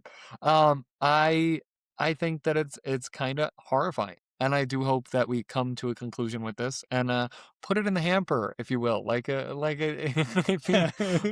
dirty piece of laundry. All right, if we say it 3 more times. No, I think that I hope that the right people are able to step up and maybe make this right for everybody in the world, not just the ones that want more money. I think that's where I'll leave it off. I agree. Well, thank you for engaging in this conversation. Obviously this is, we're about to talk Oscars and everything, but all of that kind of stuff that we get to enjoy about movies hinges, unfortunately, on things and news and decisions like this. And there's no bigger thing going on in the industry right now that might have a massive ripple effect on the future of film and entertainment and media as a whole than this current news. And so we've been keeping track of it here at the Box Office Dynasty. In the future, when we hear more, we will continue to update everybody on that. But why don't we move on from the Warner Brothers situation to something a little happier, or maybe less happy, even if you're not happy with the results. Maybe you're just super pissed. Well, that would be a very unhappy then. Yeah, you have to be really unhappy. Yeah, you might want to go take up another hobby at that point. And that is the newly named Actor Awards, which were formerly known as the SAG Awards, given out by the SAG-AFTRA Union. Actors, celebrating actors. We're going to go over the winners, give our thoughts about the winners, as well as talk about how it impacts the Oscar race. What did you have to get? I wrote a bag full of something. No, I do have a bag. I wrote notes while watching the show. Okay. And I forgot that I put it in my backpack because I was going to type it up. I have my notes on my phone. I thought he was going to pull out the Timothée Chalamet trophy or something. A literal list. I was sitting there. Timothy Chalamet? Yeah, actually. You stole it from Jacoby Jupe. You just were like, guess mine. Listen, I can't show it on camera, but I have it. Don't send the kid. No, he has the other one, the Kristen Bell trophy. I have the. Oh, right. Yeah, Kristen Bell hired me, and I made those. My wall off camera is just all different themed trophies. Personally, my Martin Scorsese is my best. I can't show you, but it's great. It's coming to the next SAG. Trust. Man, what's that hole in the bottom of it? I don't know. It's a piggy bank. All right. Good recovery, buddy. He's saving up his money to buy Warner Brothers. That's right. One day at a time. More donations, all right? Just put it in the Martin Scorsese head. All right. Okay. We're going to go through the winners. We're not going to really talk television, we'll talk maybe one or two fun moments, from the show. Kill, did you actually watch the whole show too? I did, yeah. I was glad, it's weird to say because maybe it's a controversial take, but the accessibility of it being immediately on Netflix after it already was live is super. I love it. I love being able to just turn it on whenever I need to. So I actually agree with that. And that'll be like the Oscars when they go to YouTube in 2029. I looked into it. Thing, but you know what's weird? And I don't know, and I'm pretty sure, I could be wrong about this, but I think they're only keeping it on for a limited amount of time. I don't understand that. Oh. I think it's only a week or a month. I'll Google it now to make sure. It's like a rights thing. Maybe it's a rights thing or something. I don't know, but it's only on Netflix for a limited time. I had a problem with that. I do agree with you that I was super ecstatic. I think that's with every like live event. Like, for example, can only be on for a little bit. Like when you guys remember the Mike Tyson Jake Paul boxing match? That was streamed on Netflix. Yeah, and I don't think that's still on Netflix. Yeah, that's true. Maybe it's some kind of, maybe it's storage. I don't know. But I think it was only for a week. And if it's only for a week, that would be crazy to me. I think if it's for a month, okay, I can understand that. But I am happy. I agree. I wouldn't have been able to I feel like probably wouldn't be able to watch it without the accessibility of Netflix. And I joined late. Yeah. So I was able to start from the beginning. So I was like, oh, cool. I could just hit the button and go right back. I think it stopped around let's say 11 p.m. And then I started at midnight. And I was like, oh, wow, it's fully available. Yeah, it just started. And now you could skip around and everything. Yeah, I got to go past the Netflix commercials where they were like rom-com, and it's like Seinfeld for some reason. Yeah. Well, because they're they include TV and film. Yeah, I respect it. I love it, but it's still a commercial to me. So yeah, no, it's like going to AMC and you see Nicole Kidman. It's like I'm here, and I'm staying. I'm not going anywhere. You don't got to tell me I'm here. It's like, hey, I used the bathroom beforehand. It's fun. Yeah, we don't really need to talk about the TV ones too much. I just wanted to say Catherine O'Hara posthumously winning, outstanding performance by a female actor in a comedy series. I'm so happy the industry pulled through for her. Not only because, to honor her and her whole career, she's also just really great in that show. Yeah. And I thought that was like Seth Rogen accepting that on her behalf in the speech he gave was one of the best moments of that show. So I wanted to highlight that. That's the only thing from the TV side Definitely I really felt compelled to bring up. Yeah. But... And I have chills right now. It's one of those celebrity deaths that really gets you. It's, I mean, there's been so much negative news and so many unfortunate deaths recently, especially in the entertainment industry. But primarily that one for me has really anytime it's brought up, I'm immediately about to tear up, and especially seeing that on TV and seeing the reactions and just hearing truthfully, I guess her story and just, it's so sad. And I think what really gets me is that, there's a lot of legends that, have passed away. Robert Redford, who's not necessarily working as much recently, and understandably so, but for someone like Catherine O'Hara to just kind of vanish like that is really sad, and who has a long history and has been acting a lot, and right, and was still acting a lot recently. Has not failed and has been an amazing performer, an amazing human being. So really, as soon as she won, and I agree with you, it's not just this of course it's great to honor, but it's very well deserved too. So very emotional. Yeah, I could cry if I keep talking. Just very sad. Listen, there wasn't a dry eye in the audience. I of course I know Catherine O'Hara, but I don't know. I haven't seen her new work in the studio. I haven't seen all that. But I mean, I was listening to the speech that he gave and just the way that he delivered it, the emotion, the raw emotion that you felt in that room was enough to make me cry. I think that was just so beautiful. Forget, just the studio. I mean, she had done so much in her career. SCTV, the Christopher Guest films, Beetlejuice, we could go on and on. The Nightmare Before Christmas, she Schitt's Home Creek, Alone, Home Alone, Schitt's Creek. Yeah, I was gonna say it goes on and on with her. She was a generational actress, and I honestly think that her winning that made me feel better. I think that was she deserved that. Yeah, that was one of my favorite moments of the night. And Kill, you mentioned all the legends we've lost in the past year, where it really feels like more than usual. Like that In Memoriam My God. segment, the names just kept hitting. It was long. I was like, my God, it was crazy. And from someone who watches the Oscars every year and really just watches the Oscars, I don't watch the other award shows at all. And this is the first time watching the SAG/Actors Award. And man, like, because they have clips of these performers doing their work and being able to showcase what they're best at, and use sound clips, and it just felt so natural and so what it In Memoriam should be. And I know that's a hot topic and a debate of how to present this kind of thing. And I just think, compared to what I've consumed, seeing this In Memoriam was definitely up there for the best In Memoriam I've ever seen. Yeah, absolutely. I mean, it kept hitting. That was really difficult. Some great names, and I mean, it even goes back to Gene Hackman. You're like, oh my God, I forgot about that. That was so tragic. It's been a tough year. But anyway, let's talk about some of the awards that came out on the film side of things, and how everything is just pretty much up in the air for the Oscars still. Why don't we start in the one category we all know where it's going, and that is outstanding performance by a lead actress. The winner in this category was Jessie Buckley for Hamnet. And she has won literally everything possible this season. She is basically waltzing her way to that Oscar in a couple weeks, and I think it is very deserved. I have seen all of these other nominees, Rose Byrne, who everyone keeps saying it would be the runner-up. She is fantastic in that movie.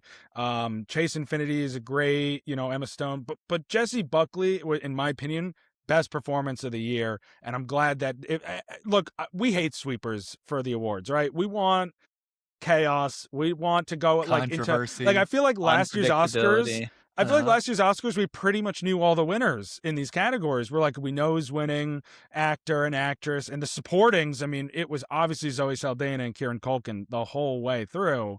So this year, if there was going to be one sweeper, I'm glad it's Buckley, personally. Yeah, very great performance. She makes the movie, just insane. The level of acting will be studied for a long, long time. Very masterclass. Just so deserving. Yeah, it's a clear testament to how well she did, that she's sweeping these awards away and making it look like nothing. And not a disrespect to the other actresses who did so well as well. It's just an enhancement of her own role.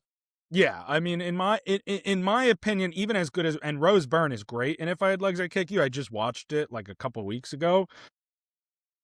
It's still not like, and she's great, but it's not close. Like Jessie Buckley's, the way that she expresses grief in that film, the raw honesty of her performance, the physical, and just, she's really, the vulnerability of her performance, it just is heads and shoulders, I think, above any performance in any category this year.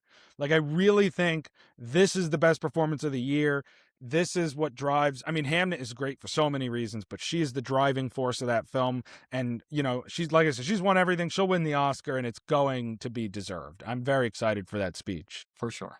Yeah, and I wouldn't call it the underdog story, but this is kind of a rising actor from the past few years, and seeing her in media, Chernobyl, I keep forgetting about that. Fargo. She was in Fargo. What's that one called? I'm sorry to I keep getting that. I'm sorry. I'm ending things. I'm thinking of ending things. I'm thinking of ending things. Yes, yeah. Like, she has just been a great performer throughout the years, and anything she's in, just get excited to see her. So to see her being not only an Oscar nominated actress, but most likely winning, it's great. And with the bride, I mean, we got the bride coming out this weekend too, and she looks great in that. Like, talk about the timing for that. She's the bride. Well, she's the bride, huh? Would you look at that? I kind of figured. Congrats on the wedding. She's like a cameo in it, Matt. She's a very minor role. Oh, is she? Huh? Who? No, 7 times what? What? All right. So why don't we move on, I guess, to outstanding performance by a male actor in a lead role, since we're on the lead ones here. And this one, did not go to the presumed frontrunner, Timothée Chalamet.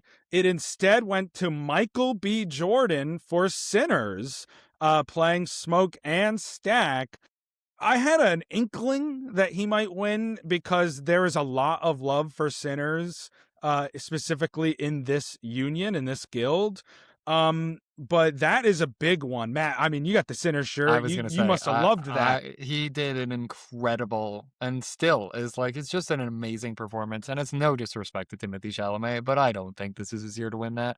Michael B. Jordan did such a good job that he distinguished 2 separate roles as one actor, and it is insane. I even just saw something, I think yesterday, that made me go, holy shit, this role is so good. I keep on learning more things that I'm amazed by. He gave one of them dimples, and the other one he didn't. And I was like, I just saw that, and I was like, are you serious? And I didn't realize that until I looked at it, and I was like, my God, he put so much emotional depth in to both of those roles. And I found it funny. I'm going to tie into the Abbott Elementary intro here. When Barbara Howard brought it up that she didn't know that he played the 2 different roles. I feel like that is such a huge, like, telling that people actually are confused by that they don't know that he played these 2 different roles because he did such a amazing job at it. I don't know. I think that he is just incredible and he is well deserving of it. And I hope that he takes the Oscar, and I think he will. Honestly, and you know, I want to know your opinion, Kill, because now I know Marty Supreme was one of your favorite movies of the year. It was. And, well, Friendship is my favorite, like, fun movie, and Marty Supreme is my favorite serious movie. Right. At least more serious. Maybe not totally serious. I don't know if the bathtub scene is totally serious. Not a completely serious, but a more Oscar-y movie. And Chalamet is incredible in that. It's, in my opinion, one of his best performances. His Oscar chances are shaky now. The 2 major industry prizes, BAFTA and SAG, those are the ones that overlap with Oscar voters. Golden Globes and Critics' Choice don't. He won at both the Golden Globes and Critics' Choice. He loses at BAFTA and SAG. Now that he is definitely in a tough spot. What do you think about that? I mean, seeing the reaction to the audience brought a big smile to my face because it was this huge surprise when we all thought, you know, Timothy was going to win, and he didn't win. And I think both are very deserving. I think it's pretty much 50-50 at this point. I don't think I could get mad one over the other because I loved both of them.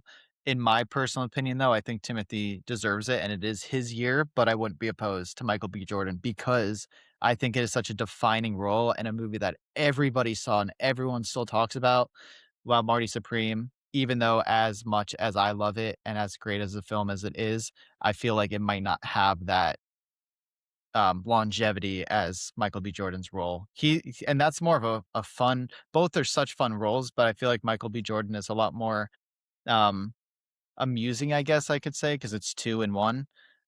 It could be anyone's game. I don't know. I might even change last second again, Josh. I might change right before they announce yeah, as long as it's before Conan starts dancing, it's locked in. As soon as he starts tapping his toes on that stage, it's locked when the Dune worm comes back out, it's over. I can't tell you all my secrets. I can't tell you what I think, and I don't know what I think either. So, so he can't really can't tell you. Really, you know give what? You an opinion. It's tough to really say because the other big precursor, the BAFTA, went to Richard Aramayo for I Swear, who's not even nominated at the Oscars. So, what do we do with that information? I would love to know, and it's not public information, who came in second at the BAFTAs, because that could be really telling. If Michael B. Jordan came in second there, this is probably Jordan's Oscar. But if Timothée Chalamet came in second, there is still a good chance he can go home with the gold in 2 weeks. It is a close race. There are some people who still believe in Wagner Moura, who won the Golden Globe for The Secret Agent. That's the one I haven't seen. I'm not sure I see a pathway for him winning the Oscar. I really think it's now Chalamet versus Jordan. I'm also surprised that DiCaprio didn't get anything this award season along the way. He didn't pick up a single prize. I mean, he could surprise with an Oscar. I don't think that's going to happen at this point, but I'm a little surprised he didn't win anything. I'd be surprised. It's anyone's game. So who do you want to win, Josh? Because I know you like both performances. Well, I probably would like to see Michael B. Jordan win. I think it's been, I mean, he played two really, distinguished characters. I think he is the heart of that film. Yes, it is more of an ensemble driven film, but I think, it all ties around the relationship he's able to cultivate between Smoke and Stack. If Chalamet wins for Marty Mauser, I mean, that would be a very enriching win too. He's really doing some incredible work. But I think the best is still yet to come from Chalamet. Not that that's not the case with Michael B. Jordan, but I think that this is such a sinners and one battle year. Mm-hmm. And I think, I don't know. I mean, there seems to be a lot of love for Michael B. Jordan, and myself included, Matt included, like, that would probably I love him too. Wait a minute. Kill's like he's like hamper. Hamper. No, I mean, I think I'm with Josh that I think the best is yet to come. And again, Jordan can have it, but I think he will have many incredible roles coming forward. But I think this is one of his best. I think both of these are some of his best. As I'm holding my hands out like this. He's just like you're just like I'm just holding my nipples. All right, well, why don't we move on to the supporting categories? I'm going to start with supporting actor, just because supporting actress is the craziest race this year probably, so we'll save that for a minute. Supporting actor, still kind of a nutty race as well. The winner was Sean Penn for One Battle After Another. Couldn't even bother to show up. Couldn't fight that battle apparently. It's 0 battles after another because he's not going out anywhere. That's right. He wins at SAG. He also won at BAFTA, and that comes after he didn't win anything before. He didn't win any critics' prizes early in the season. Benicio del Toro won a lot of those. Then Jacob Elordi for Frankenstein ended up taking the Critics' Choice, and then Stellan Skarsgård won the Golden Globe. But since then, Penn has taken 2 pretty big hurdles, probably leaps into the front runner position. I wouldn't say it's sealed by any means. But what do you guys think of his win, and what do you think of his chances? I mean, he hasn't campaigned at all. Yeah, I want to say that I think that as far as this award show goes, while I was watching SAG, like, I had no complaints. I thought all the wins were deserved as far as I knew. I thought, not that it was predictable, but I was okay with all the wins. Like, there was nothing crazy to me. And I think if Sean Penn didn't win, that would be crazy to me because that is my favorite performance of the year. He just kills it. He is so locked in as Lockjaw. And it is just such an interesting role. And he puts all his little mannerisms and capabilities into that part. And I think it would be a shame if he lost. And I know me and you talked about this, Josh, with Benicio del Toro being a great role in that movie, but not living up to how great Sean Penn is. It would be kind of weird if Benicio won instead, in my opinion. I think Sean Penn definitely has the Oscar. And if he doesn't, I think that'll be the biggest snub in a very long time. I see, this is probably the hardest category for me. I think there's so many deserving roles, but I agree with Kilt that I think ultimately he's gonna win it. I think that I think Sean Penn's gonna win it, but I mean, there's so many that I want to win it. Like from a perspective of want, I mean, Jacob Elordi's Frankenstein was incredible. I thought he did a phenomenal job. I don't think that's getting talked about enough. I think that, although it is getting talked about a lot, I think that was so good. Delroy Lindo, obviously, for me, would love to see that happen. I mean, he's been in the industry for a while. I don't know if that has any effect to the. It does. There's so much at play. I do think that could kind of sway him in a sense. Skarsgård obviously is I haven't seen it still. But he's never won an Oscar. But he's also never won an Oscar. So, like, that's another pull. I didn't know that. Shoot. Okay, Yeah. so him not winning an Oscar pulls a whole other layer into that's this. and it's a good point you bring up, Matt, because obviously we can sit here and we have our opinions and we'll share our opinions, but there's also, unfortunately it's not just based on best performance when you have all these people voting. It's about campaigning, it's about that awards trail along the way, and it's about your career, and your body of work. Sean Penn's won 2 Oscars already, both as a lead actor. Will they give him a third in the supporting category, even though it's probably deserved and is my favorite of those 5 nominated performances? It's an incredible performance. That's why I'm like, I'm really torn. I do think they probably will end up giving him the third. That's where I'm sitting right now. But this again is the most uneasy for me as a really newcomer to the whole Oscars. I'm like, oh, I don't know who this is going to sit with, and I think this could be the one that shocks us at the end of the night. And that, you know what? There are some people who really think, even though he hasn't been nominated at any other ceremony for his for like in the supporting category, there are people who think Delroy Lindo can win this Oscar despite, again, not nominated at Critics' Choice, Golden Globes, BAFTA, or SAG. But he's been up front in the campaigning for Sinners. Obviously, that whole situation at BAFTAs a couple weeks ago put a lot of spotlight and a lot of love for him. And then, his big speech, the other night at SAG, I do think he and Sinners are having this late season surge. And I just wonder, especially because all season I've wondered, will Sean Penn and Benicio cancel out the one battle votes? That's the only thing I wonder about. Mm-hmm. Yeah. Does that leave a spot for Delroy Lindo to maybe win the Oscar this year? It's not out of the question, right? I loved him I don't too. think so. He did so good. I agree. I want Sean Penn to win so bad, but I don't know. I guess we'll see. So do I, for what it's worth. I also want Sean Penn to win. Yeah, but they were great performances. I'd be happy to your with point. a Delroy Lindo slide in. It would make for a great moment. It would make for a great moment. I think I'd cry. I'd be in tears. I'd be ecstatic for Delroy. He really celebrate did with an Irish beer. That's right. That's right. A cold Irish beer. Why don't we talk about the last of the 4 individual categories, and that is probably the craziest, most unpredictable race to this point, and that is best performance for a supporting female actor. And the winner at SAG was Amy Madigan for Weapons, which wasn't completely surprising. She won the Critics' Choice. She's has that body of work we talk about. She's been around the industry a long time. She's very loved. It's a very unique role as Aunt Gladys. Kill, I know how much you love that movie and love that role, but she is far from the lock for the Oscar. Well, what do you guys think about the win first?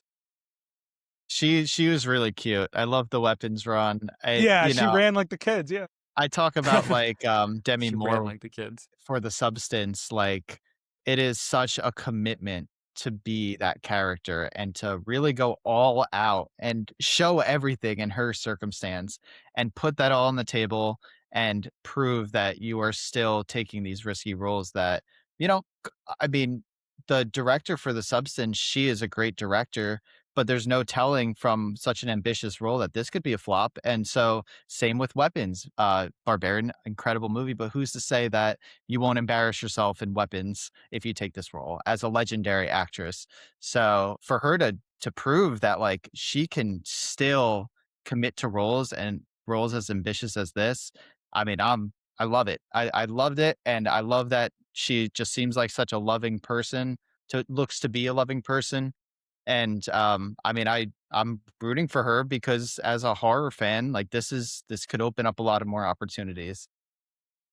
Yeah, to bounce off Killian there, I was very happy with the win.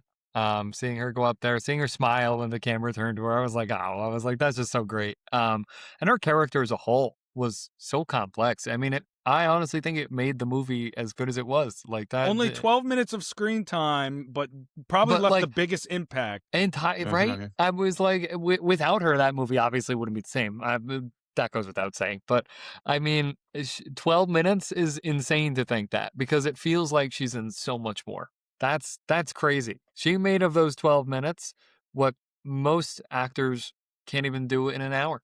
So, like, that's what I think it is an impressive role. But you're right that this race is not even close to over. No, I mean, Wunmi Musaku, who is probably a co-front runner right now with Madigan, won at BAFTA. There's, a lot of love for her performance, and probably, like, the thing is, Sinners has 16 Oscar nominations. You would think it's going to take one acting award, especially because a lot of people, the new category, Best Cast, some people seem to think that it's the front runner in that category. Obviously, there's no precursors to really, or like history to really go off of. It's a new category. But, if Sinners is going to win Best Cast, get 16 nominations, most of any film all time, and be in the running for Best Picture here, it's probably going to take at least one acting award, right? And so, you look, Delroy Lindo could maybe surprise, probably not the front runner though. Michael B. Jordan, maybe a late season surge. Timothy Chalamet's still been considered the front runner. Is this where they reward Sinners and give Mosaku? Because you also have to consider Amy Madigan's the only nominee from Weapons at the Oscars. It's not where Sinners is a Best Picture film. So that's why I'm thinking they're going to, right? Like somewhere, one of these categories, one of these three categories, they're going to give Sinners a win, I would. You'd assume so with 16 and in the individual acting awards. And she also is very, very deserving of that award. No, absolutely. She was incredible. That is just the bottom baseline of it, right? Like, I think she is more than deserving. Could go to her. I don't know. I feel like you're right that they should at some point give that to Sinners. Is it here? I don't know. This is definitely the most open race. Yeah, I agree. I agree. Yeah, I mean, I've been thinking about the Teyana Taylor win, like you said, Josh, says the last time on the podcast. And, the more and more I think about it, I'm like, when I was watching the movie, I was like, wow, this is such a good performance. Of course, screen time dampens that. But as you said, 12 minutes of screen time for Aunt Gladys isn't holding her up. So it could easily be Teyana Taylor as well. And I think the thing with, that's a good point, Kill. I think the thing with Teyana Taylor, too, is the only reason people are so up about her screen time is because it's all in the beginning, and then she's not really in the rest of the movie. And then she disappears. Whereas, Aunt Gladys kind of comes in later into the film, things like that. Taylor won the Golden Globe. She didn't win BAFTA or SAG, but she One Battle also, you think, is going to take an acting award somewhere. It doesn't look like DiCaprio is going to win Best Actor. It's unlikely. So that means you got to imagine one of these supporting categories is going to go to One Battle. And, Teyana Taylor, that could be her.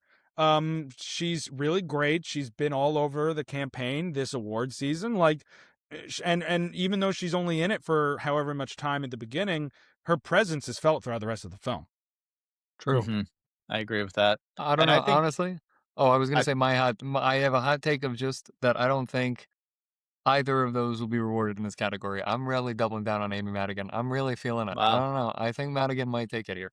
I think it would speak volumes to Amy Madigan, her performance, and her career, in my opinion, if she's able to win for a horror movie with one nomination. That would be really cool. I think it would, and I think just as an overall, I think as a hot take, I think that could be that. And I can see that happening.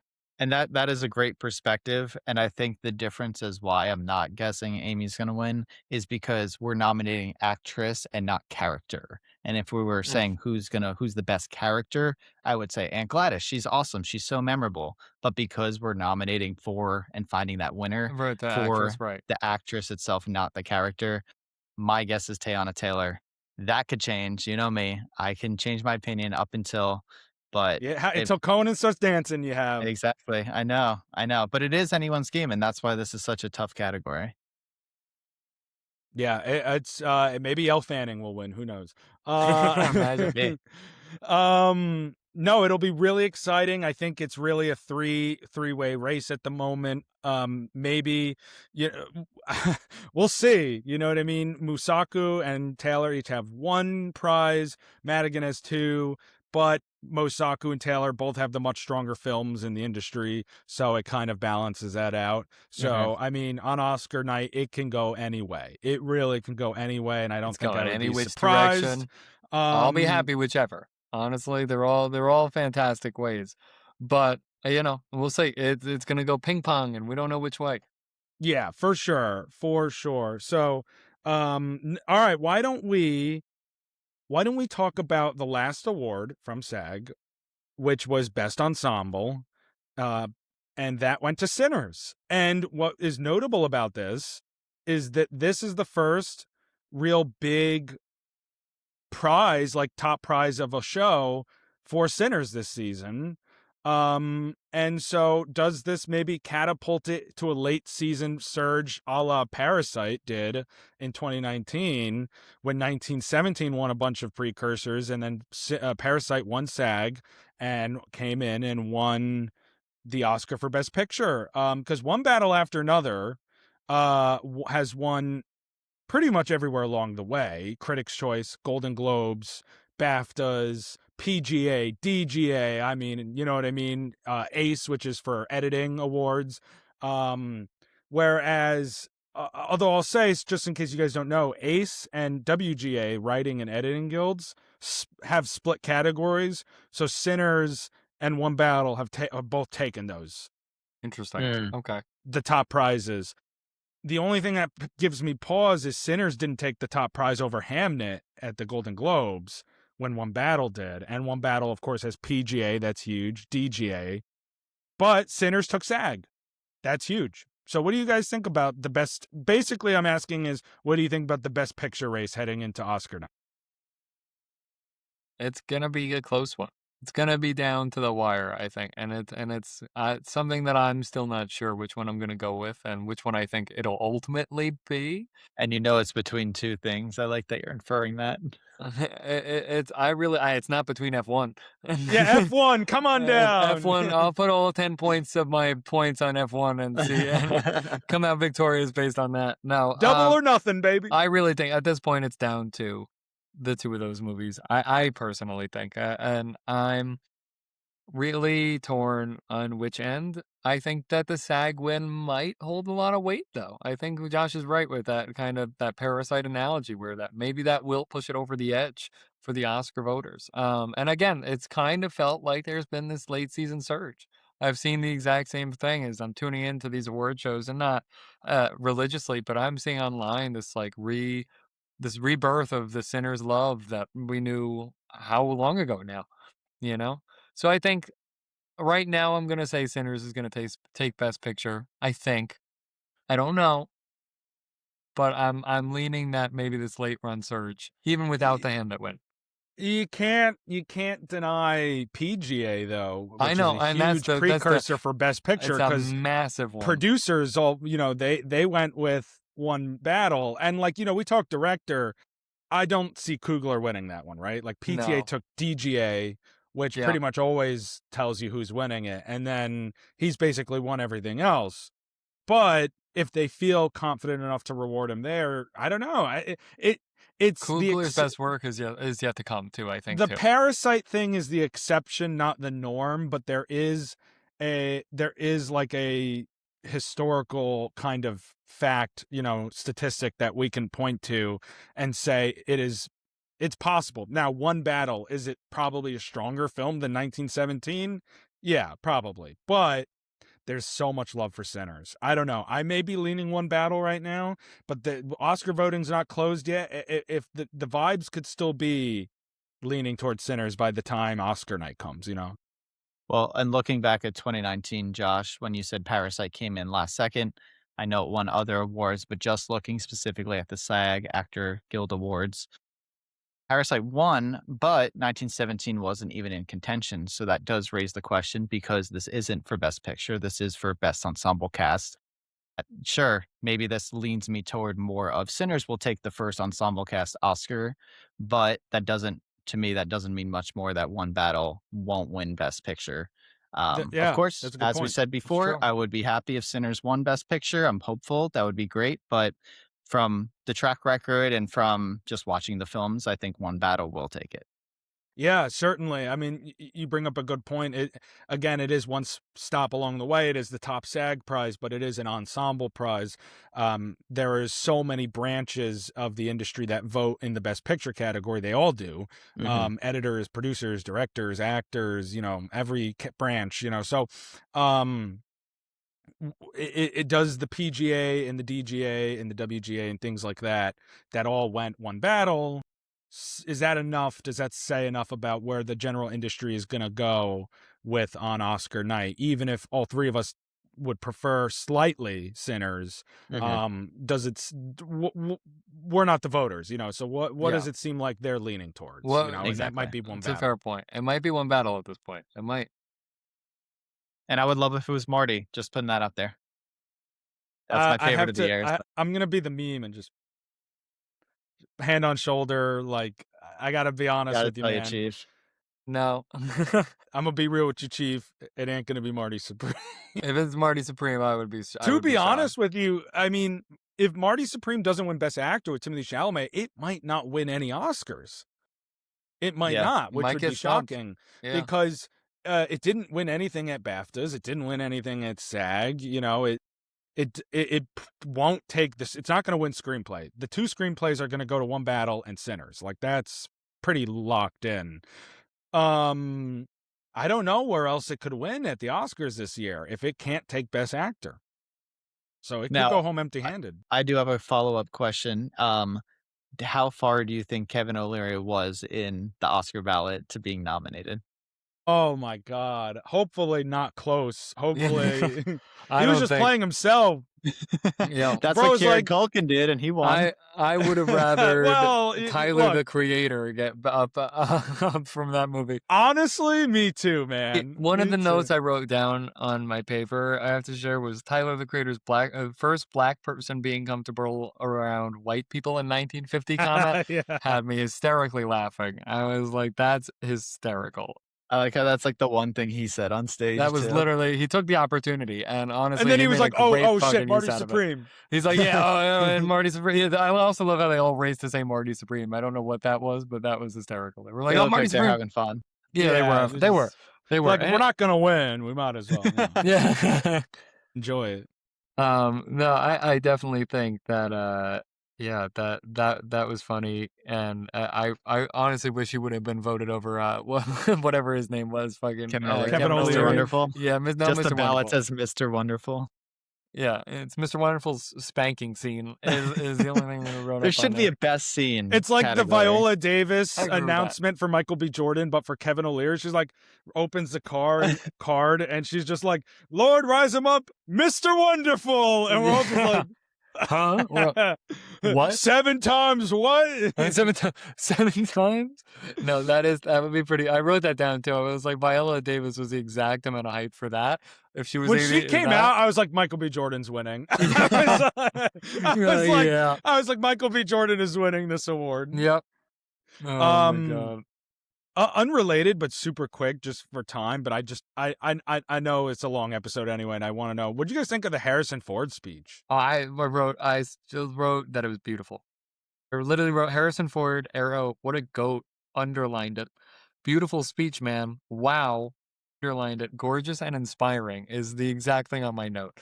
I like the idea of you listening and you'd be like, uh-huh. I was multitasking, so I'm like, dude, this is incredible. He's like a reporter. Stuff. He's like, Mr. Ford. I was like, please tell me what's the difference between hamper and damper. No. So I really loved it. That almost brought me to tears. I think that was inspiring from so many angles, and just it's incredible that even he's the up montage of his his age. career, and you're just seeing that, and you're like, oh my God, man. I was like, his.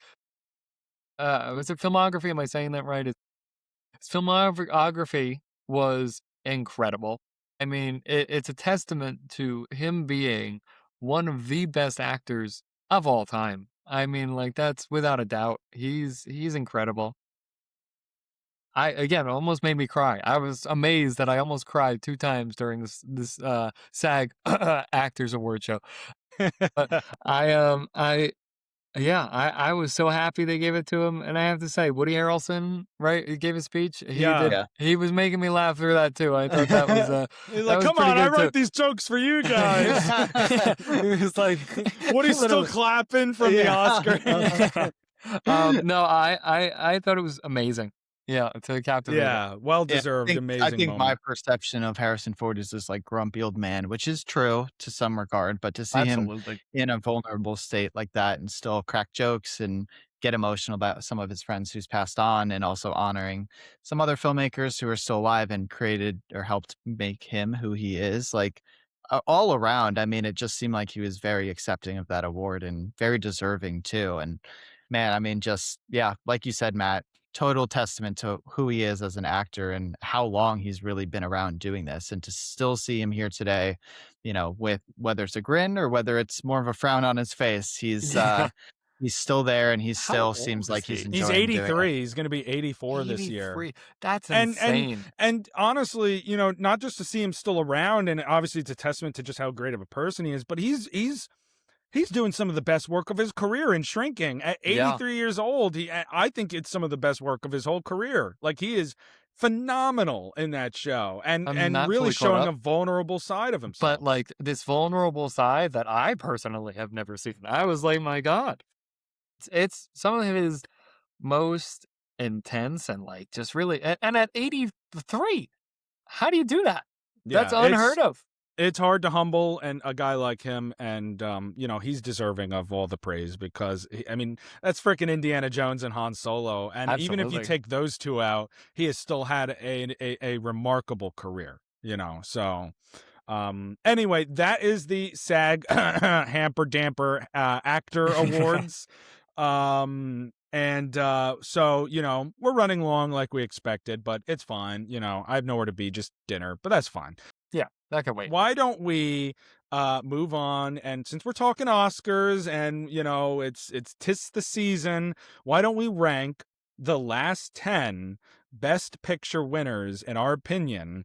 And so basically how we'll do this is, you know, 10-1, I guess. Say, you know, what it is, what specify, you know, and when you say it, tell me and tell everyone what you thought should have won that year, whether it is that film or something else. So we'll kind of do 2 for 1 here with these rankings. Matt, I figured since you're the rookie, it's your first time. We already did the coin flip. This time you can go first. And also you've seen less. Kelly and I have significantly seen all of them. So why don't you go first? Absolutely, I will take the first on this one. And you want me to start from we're going 2025's winner to 2015, right? We're going so just like your ranking of like the winners of like the winners. Oh, and okay. then when you say like the ranking, so when you say you're number 10 or whatever, say, all right, this is like you know, let's say your 10th was like Gone with the Wind. Obviously I'm using one that's not from the last 10 years, right. So I don't, you know, and say, all right, 10th is Gone with the Wind, but I think blah should have won that year, you know what I mean? Okay. Like that, and do it like that. Okay, sounds good. So as I've only seen 4 out of these, right? So I clearly have a very limited thing, but that's fine. What I did to kind of not compliment it, but to make up for it is to compensate. Thank you. That was the word I was looking for. To compensate for it. To compensate. To put my clothes in it. Looked at all descriptions of these movies, because some of them, truthfully, I had no idea what they were about. You did your research. I did my research, and I read descriptions about the movie, and I decided I ranked them 1 to 10 on which ones I would do, and I kept the 4 that I've seen at the top 4. Okay, so I'll start with my 10th, which out of all of these I put last that I would want to see based on the description. Again, I haven't seen it. So maybe I'd love it. Maybe I'd move it to 1. I wouldn't, because I know what 1 is. But 10, I put Nomadland. Based off the description, I kept that at last. And I was like, okay, I did that. And that year, instead of it, I would have had Soul win that Best Picture. I think Soul is a criminally under talked about movie, criminally just underrated movie. I think it gets swept under the rug a little bit. I think that was a beautiful one, so I would have put that there. You know what's crazy that you mentioned that? I don't want to cut you off. No, go for it. You know, when do you guys think the last time an animated movie was nominated for I know Best when it Picture? was. I know there's only 2. All right, so then Matt, do you have a guess? The last time an animated movie was nominated for Best Picture at the Oscars. I am gonna guess 2011. Oh, you're close. Ooh, you're actually close. Actually, okay. It's 2010. Toy Story 3 was the last time an animated movie has been nominated for Best Picture at the Oscars. That's crazy. I didn't even know Toy Story 3 got nominated. Wow. Yes. Okay. That's wild. And then the others are what? Is it Up, Beauty and the Beast, and like that? Isn't that it? Up and I think Beauty and the Beast. Because not even like Shrek. Because sometimes I'm like, was Shrek? No, but it wasn't. Crazy. And so barely have ever happened. Really and I know, and there's gonna probably be more, I guess, animated movies in here because I do watch a lot of animated movies. So that there could be some options that people would listening to this would be like, what is he talking about? But I think that one is justified, very justified. But so I am putting Nomadland at 10. And again, haven't seen it. Probably would move it up some even so. But I think the next one I'm putting at 9, and this is off the description, is Spotlight, even though I think I would like this more if I watched it. I think that off the description, it came off more as bland and maybe I wouldn't enjoy it as much. But I think looking at the actors and everything on there, I was like, I had a tough time ranking these because I was like, all of these kind of call to me. I'm going to be honest, Matt, you're on a pretty good track right now. Okay. Spotlight, I would have replaced with Room. I think that would have been a movie that I think dude. I love that movie. That movie tore me to shreds. I was an incredible movie. I can go on and on about that. So I was looking at movies today and I found Room in that year and I said, I think Room would have made for a better Best Picture for me. Which was nominated for Best Picture as well. Was it nominated too? That for the record, deserved. when I did all of my, and I assume you did this, Kill, all of my should have won, I just picked from the I did the Best Pictures, but I like Matt's idea better. He did his research. I looked up, so what I did was I was like, what are the best movies from this year? And then I scrolled through until I found one that I resonated with as the Best Picture from that movie. Mm-hmm. And I was like, all right, this is one I would choose. Would the Academy agree with me? Probably the fuck not. But we're not going to worry about them. They're not making this list. The next one I went, and I really want to see this movie now too, because I didn't even know this was what it was about. I feel like I didn't hear much about. I've heard mixed reviews about this movie, and I think that I wish they delivered better, is what I've heard. I've heard mixed things. I'm going to put Moonlight at 8. And the actual storyline of it seems really interesting. Coming like an identity movie, this guy finding himself throughout this movie, and it's in 3 parts, right? I think I read that. Yep. I think that seems really interesting, and I think I would love the movie. But I think the ones that I put above it, I was a little more interested in. I think I was more in tune with. But for Moonlight's replacement, I put La La Land because La La Land is just a banger. And that, I know that one was nominated for Best Picture. Was some of them? Yeah, that was the whole snafu where it was announced. They announced the wrong. They announced it. Yeah, that's right. Okay. I love La La Land. I haven't. That's one that I need to rewatch. Personally, yeah, same. I think that one is just again, it makes you feel all sorts of emotions. Yeah, there we go. We should. Above Moonlight is Anora, and 5 through 7 were really tough for me, and I'll get to why they were tough. Anora is someone that I actually almost had at the second. I have all my notes as I was going through it. I'm looking on my phone. The second, it was almost in the 5th place for me. It almost went in there because I am so just, it's a Cinderella-esque tale, right? Where it's like, but from a sex worker's point of view, I was like, that sounds crazy. Who wrote this? This is something that I would be like, I was like, that's, and well deserved, I'm sure. And honestly, when I watch it, I can think of one of those that weren't well deserved. Josh doesn't like the editing when. No. It's not that the editing's bad, but I can't believe that was the best Oscar for editing. That is, come on, that's Bohemian Rhapsody levels of stupid. Oh, come on, buddy. You don't think of editing when you think of a Nora. Come on, no way. What else was nominated for editing? Conclave or Brutalish should have won, but the Conclave was edited really well. Dune Part 2, debatably, I don't even think was nominated, but well, it's funny that you mentioned that because that was the one that I think I put in for Nora as the replacement was Dune Part 2, and that's I just love Dune Part 2. I was like and that honestly should have been best editing if we're talking that year. Dune Part 2 was insane. Which I don't even, I know I could be looking at my phone and I know Josh would be like, yeah. Mm-hmm. No, but so, above that is one that I've heard of many a times that I'm still sad I somehow haven't seen is Shape of Water at my number 6 spot. I think that I'd really resonate with that. And it's a mute woman. Is she mute or deaf? She's mute. Okay. So she's mute. Okay. I think that is something that I didn't know about the film prior to reading it today. When I was reading through these, I'm like, wait a minute. I was like, oh, I never knew that.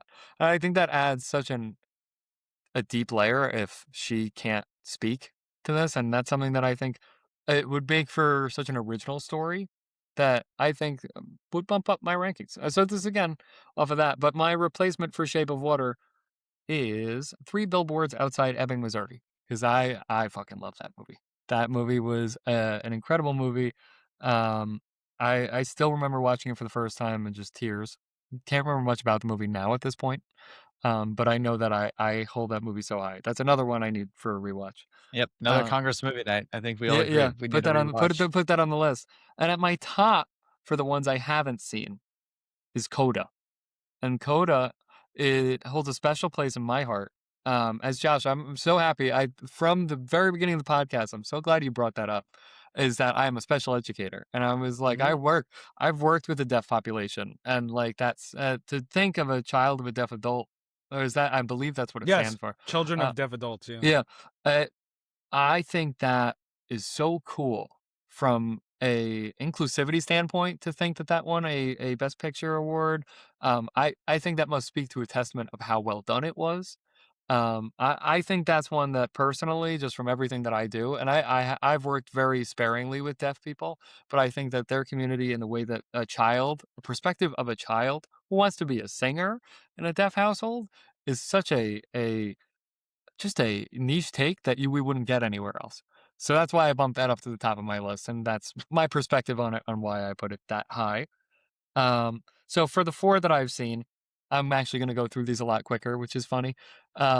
Green Book I put at 4, and in all honesty, probably of all the ones that you've seen, out of all the ones I've seen, and in all honesty, I can fully see Green Book being my last place option when I watch all these movies, because now I kind of want to watch them and come back to this and see what I would rank it. We'll have you back on. Yeah, that's I'll keep in touch. I'll keep it in mind.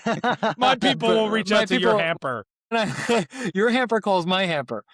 It's a little full at the moment, but once it clears up. Green Book. I've seen Green Book, and I remember when we originally talked about this, you guys were like, out of all the movies you could have seen on this list, you've seen Green Book. I liked it a lot. Mahershala Ali carried that movie. He was so incredible. The rest of the movie, I was like, I'm like, these, I feel like it could end up being at the bottom. And for the 4 that I've seen, yeah, there's no doubt that it's on the bottom of my 4. Oppenheimer is taking the 3rd for me out of those. And that's no fault to Oppenheimer. That is a classic movie. That is a generational movie. I still think of how that movie in particular made me think about how important music is in just a film to a whole other level. Like I still listen to that soundtrack. It's in my like songs, and it comes up, and like I hear that one song that I can't think of the thing. No, you're on track, buddy. Yeah, keep going, track. keep going. No, free concert. Yeah.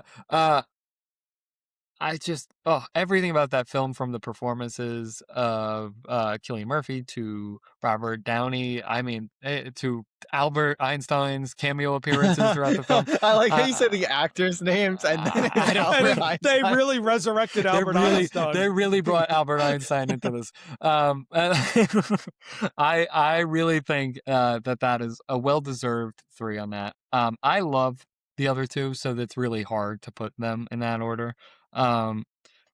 Parasite takes my number 2. And that's, again, no fault to Parasite. Parasite is just an amazing movie that, until I watched it, I didn't understand why it was so loved, because it brings you into whole new levels of anxiety and stuff. It's incredible. There's not much other than to say that it's incredible. And then if you've been listening, in my top 4 is one of these movies, is Everything Everywhere All at Once. Until I watched that movie, I didn't know what my favorite movie was, and then I watched that movie and I said, nope, that's it. That right there. So for me, it's without a doubt that one at my 1. I really loved everything about it, and when I learned that that was a thing, um, like that it was one of the best pictures. I didn't even know it was best picture. I was like, not before this. I learned this prior to doing this list, but when I couldn't think of a movie more well deserved, so I was very happy with that. Um, and then I realized that I've completely neglected to read which ones I would replace them with. Was that from uh oh, and I forgot Birdman. How did I forget Birdman? What are you talking about, Birdman? Because that was the year before. Sorry, I wrote that down in my notes. I saw it on there and I'm like, wait, okay, never mind. Ignore Birdman. But so I think I only forgot to do them from Shape of Water. Well, I'll say this much. I imagine your top 3 you wouldn't change.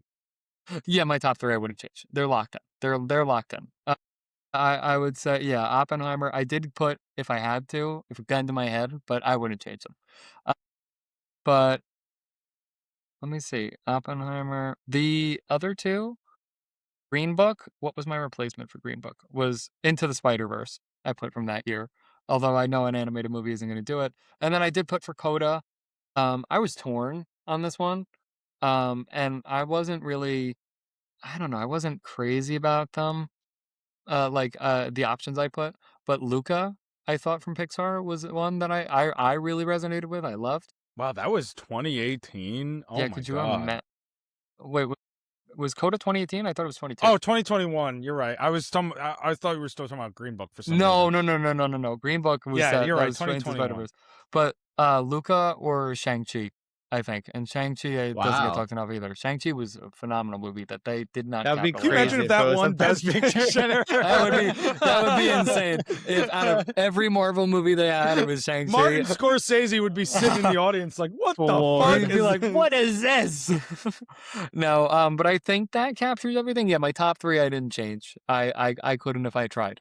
You know, I looked at them. Poor Things for Nora. Or was it for No, Nora? that'd be Oppie. For Oppie. Yeah. I could I loved Poor Things, but it was no Oppenheimer. You know, that was the only one that I was like, but I was like, nah. But that concludes my list. Sorry if I took a while. I went into detail. It's okay. No, get it. No, I love the in-depth analysis of it. I love the thought behind it, the research. I think, you really put some effort into it, especially when you haven't seen like 60% of the films. Mm-hmm. So I appreciate that. I think it's you gave a remarkable answer. Thank you. Kill, I'll flip you for who goes next if you want. Yeah, go for it. I'm going to be listening. I'm going to run to the bathroom though. Okay, don't mute yourself too. I'm with my microphone that's right here. Well, hear me. I am concert. muting myself. Free concert. Oh, it's raining out still. I thought the rain stopped. Well, Josh, I'm glad you picked Matt to go first because he hasn't seen them all. So for him to kind of already have his list ranked and not hear our perceptions of the movies is very very smart on your part. You don't want Matt, who's currently on his journey to the bathroom right now. I know he hears us, so we're just giving him some love there. You don't want him swayed by our opinions. So this time you used Willie before, right? So I'm gonna use Marty. I'll call it. Actually, no, I'll let you call it though. Heads or tails? Got to go with heads for Marty Supreme. Oh God. Heads. Oh my God. Okay. Josh, you can take a nap, Josh. All right. Good night. Okay. Guys. So, precursor, I've seen 50% of the Best Picture winning movies, and I am on my journey to keep watching them. You should specify you mean all Best Picture movies, not all these 10. Best Pictures. No, I have seen all 10 from the past 10 years. Thank you. And honestly, ranking these, there's been some pretty good wins. I've liked every single Best Picture winner. I haven't loved, but I've at least rated it with at least a thumbs up for every single one, except for my number 10.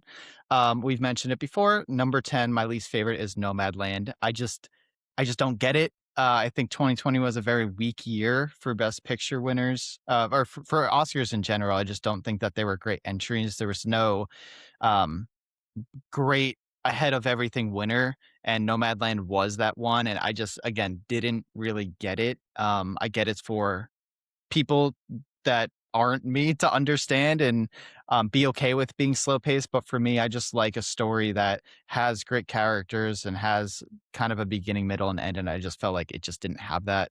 So Nomadland won. What my personal favorite was Trial of Chicago 7. Again, these are out of the Best Picture nominations. I thought that was a phenomenal movie. A lot of people said Aaron Sorkin like mess it up or whatever. He should stick to writing, and I just don't get it. I don't see it. I think that was a phenomenal movie. And what I think should have won, maybe Minari, maybe Sound of Metal. Again, this wasn't a great year for movies. I would have preferred those. Even The Father was a very amazing movie. I don't really have a solidified pick. I guess I would go with Sound of Metal for that one. But again, I just think anything that year was better than Nomadland. I'm still a little disappointed at one and shaken up. But again, 2020 year wasn't the most solid. So we move on to number 9. That was also the Oscars that were in a train station because of COVID. It was a weird one. Yeah, that was definitely one of the weaker years. And I think the year after that with Coda was also a pretty weak year. Even 2018 was weird. Matt, how was the bathroom? It was great. It was really good. Felt relieving. All the information coming in too, it was great. So my number 9 spot is actually the same as Matt's, who hadn't seen the movies. I would put Spotlight at number 9, and I think Matt kind of hit the nail on the head. I think that it is a more bland pick. Not a bad movie, an interesting story that I'm glad was told, great performances, but again, just doesn't have that depth that I'd hope it have. Not very memorable either. My personal favorite from that year was Mad Max Fury Road. And I would have loved that to win because I think that would have done justice and honor to the action category, which recently with Top Gun getting nominated is great. But I just think with it getting, I think it was 6 awards that year, but not getting that Best Picture, directing really shot itself in the leg. I just think it missed out. Would have been great. I think I would have loved it to win, but I think really what deserved to win that year was Room, an incredible movie that sticks with you.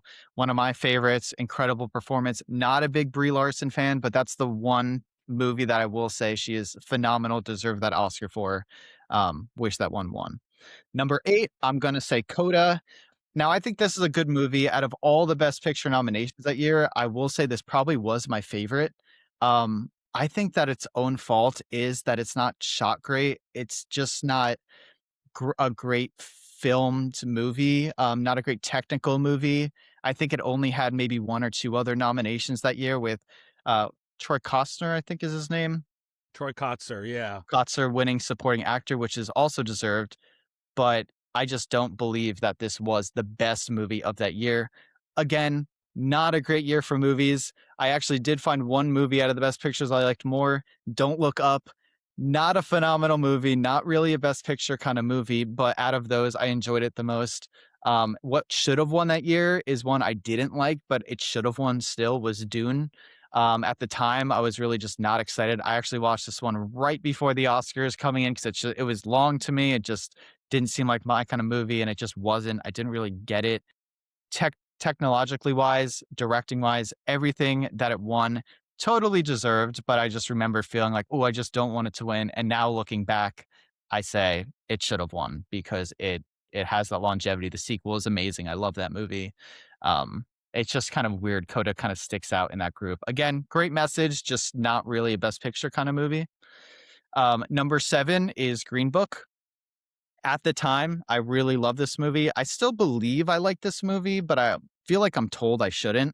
I think this is actually just a really fun movie. I don't think it's a Best Picture movie.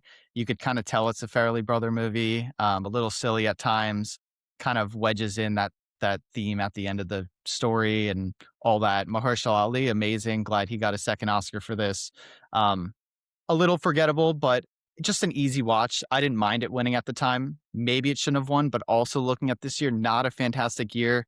This was when Bohemian Rhapsody and Vice were nominated. I thought Roma was going to win, which I didn't enjoy either.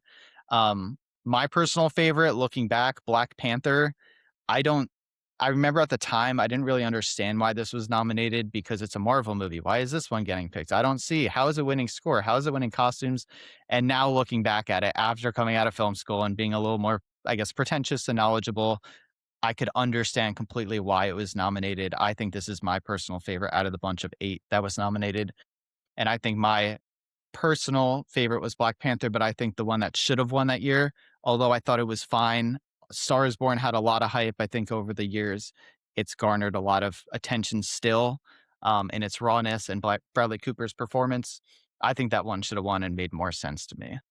I almost put Black Panther for that year too. I was very close to that one because that was an incredible movie too. Yeah, it was, and it was very well deserved. It was nominated and got all those awards as well. Weird, like I can't imagine it winning Best Picture, but it was one of the better movies of the year. Number 6, I put Moonlight. I think that this is a great movie. I haven't seen it in a few years, need to revisit it. I believe this is an A24 movies when they were kind of just starting. So it does kind of have that rawness to it, that indie filmmaking style. I think it's a good movie. I think that I was so obsessed with La La Land at the time that I just couldn't accept this one being the best movie of the year. Definitely need to revisit. I still, to this day, don't think it deserved Best Picture. I think La La Land is just a magical movie. Great story, great performances, great songs. It just kind of brought back the musical genre that we haven't seen in years. That was my personal favorite from the year. One of my favorite movies. I think that should have won. Now we're getting to the movies that I really, really liked. Top 5. This is starting with Oppenheimer. A great movie. Not necessarily my favorite movie, but very, very dramatic, very deserving. I just knew it was going to win Best Picture. It honestly did deserve to win Best Picture at the end of the day. My personal favorite, Poor Things. You just don't see these kinds of movies often, and you don't see this critical acclaim and praise for them. So to see this kind of sweep, at least as nominations, really brought a tear to my eye, and I really enjoyed it. One of my favorite movies ever, and just a phenomenal performance from Emma Stone. Glad it was a front runner. I hate to not even mention The Holdovers, because that is also a very fun movie and a great movie that I'll rewatch. But at the end of the day, Oppenheimer is just so bombastic, shall I say. It's just so clever and it's so out there and pure, which is a weird word to describe that, but it just feels very true to what it's trying to do, and it successfully does that in a dramatic setting. So that definitely deserved that year. Number 4, I'll put as Anora. Very much enjoyed this movie. Love Sean Baker movies. Glad to see he won 4 awards, despite what some people may say. Just love this indie filmmaker at his work, at his craft, writing the movie, producing the movie, directing the movie, editing the movie, doing all that, and then still taking home Best Picture is just insane to me. I think it was a very fun movie. I think the performances are great. Mikey Madison deserved it. I just loved it. But as much as I love this movie, and I think it did deserve to win Best Picture that year, I do like the substance even more. I think that it brought the horror back, brought Demi Moore kind of back into recognition. Not that she was forgotten, but just now I see her in new trailers now, and I'm excited she's back. The substance is just fun. I was a little surprised it was a Best Picture nominee, but for a horror movie to be up there with the other 9 nominations is great. So that was my favorite. Didn't expect it to win, but happy it's up there. Number 3 is Shape of Water. I think that is one of Guillermo's best movies. Just very dialed in. A great year for movies too, comparing it to the other nominees. I loved Lady Bird. Call Me by Your Name could have even won. It wasn't my number 1 pick, but I understand why it was up there as a front runner. Dunkirk was great. Get Out was great. And as Matt said, 3 Billboards was an amazing movie as well. But for my personal favorite of the year for Best Picture nominees, what I think should have won and what did win is Shape of Water. I just think that it has so much going for it. It just feels so technologically dialed in. Guillermo's at the top of his game. Color palette's beautiful. Performances are great. Just a fun movie. I think a lot of people just think of this as like a bestiality movie, and that's just not what it is. if this is that kind of movie, then Beauty and the Beast is that kind of movie. And I guess I'm messed up. I really enjoyed this movie, and I think it's a lot more than that, what it has to say at that value. And again, that's what I heard around me. I think in 2017 when it came out, when we were still in high school, with people just seeing it again at face value and not understanding the depth to it. But I just think a very well made movie, still holds up, but I still want to rewatch it. So I'll put that at 3. Number 2, I'm gonna put everything. I like how you're typing these out as you're doing. Yeah, I was gonna say I've been hearing the typing. I'm ranking them as I go. Is he taking notes? My organization. I'm like, bestiality movie. Okay, moving on. He's like, oh yeah. He's like, check that off. All right, I said that. He's making power rankings. He's like, oh, that Beauty and the Beast line was perfect. Good, hit off. All right, good. Clip that. Okay, number 2. I'm almost done here. It's a lot to cover, and I'm sorry to go on this tangent, but trying to get through this quick. Number 2, I put Everything Everywhere All at Once. One of my favorite movies, understandably why it's one of Matt's favorite, understandably why it's one of Kyler, my twin brother's favorite movies. Just a really fun movie and a very well-made movie, something that almost feels like it hadn't been done before, but still borrows from every single movie ever made. Very creative. Love the Daniels for winning Best Director over the greats like Spielberg, and I think that was also Scorsese nominated that year. Now that I'm looking at the best pictures, maybe it wasn't, but there were some great directors, and they should have also could have also won that award. But to see again these kind of indie filmmakers that I've been following and been enjoying throughout the years win over these giants is like very inspiring to me. That year, I think, was kind of this close race. I haven't seen Tar. People said it might be a front runner. Elvis was talked about, but I also understand why people didn't think it was going to win. Overall, at the end of the day, looking through these nominations, I'm going to say that Everything Everywhere is my personal favorite. It should have won, and it did win. I think that was just a very defining movie for that year, and I'm glad it still holds up today. Now, for my number 1, it shouldn't be any question because I mentioned it before. This is my favorite movie of all time, Parasite. Of course, I'm going to say it deserved it. Of course, I'm going to say it is my personal favorite because it is just that good. I remember sitting in the theater after seeing it and just feeling like, wow, like blown away. And I'm just, as you can tell me talking through this podcast, I could just never be 100%. I'm always like, I don't know, maybe, I think that these are the facts. I just never just decide on what I want. And I remember after sitting in that movie, I was like, I think that movie's in my top 10, still not realizing that it's my favorite of all time. It's being a little skeptical and not wanting to say it's my favorite. But after a rewatch, I was like, all right, Kill Bill's got to come down. Parasite overtook that spot.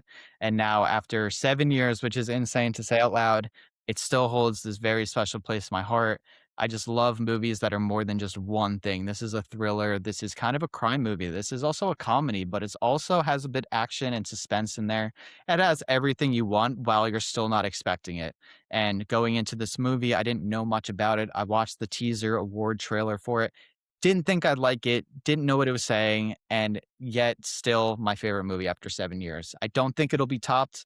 Mark my words. I would love if it was, but I just can't see a movie being better than this. So that is my Parasite list. too. Yeah. Parasite, the TV series, which I don't even know if that's still going to be made, but remember Mark Ruffalo is going to be in that? Yeah, Oh, it's like an American I actually version. forgot about that. Yeah. Mark Ruffalo is going to be in it, and then Paramount stepped in and said, "Absolutely monster." You say one more word about Gaza, and you're out. You're done. That would have been weird, but I mean, hey, maybe it'll still happen, and it could prove. I think it was supposed to be HBO, which you gotta trust them. Yeah. It's a great list. Yeah, excellent list. Thank you. Yeah, and me and Matt shared a lot of similarities, and I want to hear Josh's. But Matt, you did a great job at predicting, because if I were to recommend to you, I think your list was pretty spot on. Thank you. I appreciate that. All right. Well, it's my turn now to yap and give some of my thoughts on these movies. But I love how in depth you both were, because I also am always in depth on this podcast. So I'll jump right into it. In 10th, the 2018 winner, Green Book. This is my least favorite of these. I thought it was fine. I think it's okay. I think I enjoyed it at the time, but not tremendously. It's rather forgettable, actually. Even in what was probably one of the worst years of these 10 years for films and for Best Picture nominees, Green Book is just one of those that I don't think people really talk about anymore or remember. It didn't really have any sort of cultural impact. It was kind of questionable in terms of its, themes. I think Black Panther probably should have won that year of the Best Picture nominees. I'm like Kill, I'm doing based on what was nominated. That would have been, obviously it's weird for a Marvel movie, but this wasn't just any Marvel movie.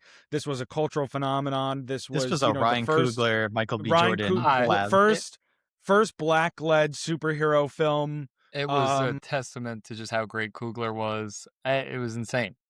I think this would have been a real cool moment, a real defining moment for it to win. If not that, I probably would have said The Favorite, which I think was by default my favorite of these Best Picture nominees. That's a Yorgos Emma Stone combo film. I thought that was a really good movie. However, Black Panther is probably the most defining film of that year and probably should have won Best Picture. Certainly not Green Book. I just don't think that was a good win, and I just don't think it was. In ninth, I have Anora 2024. Wow.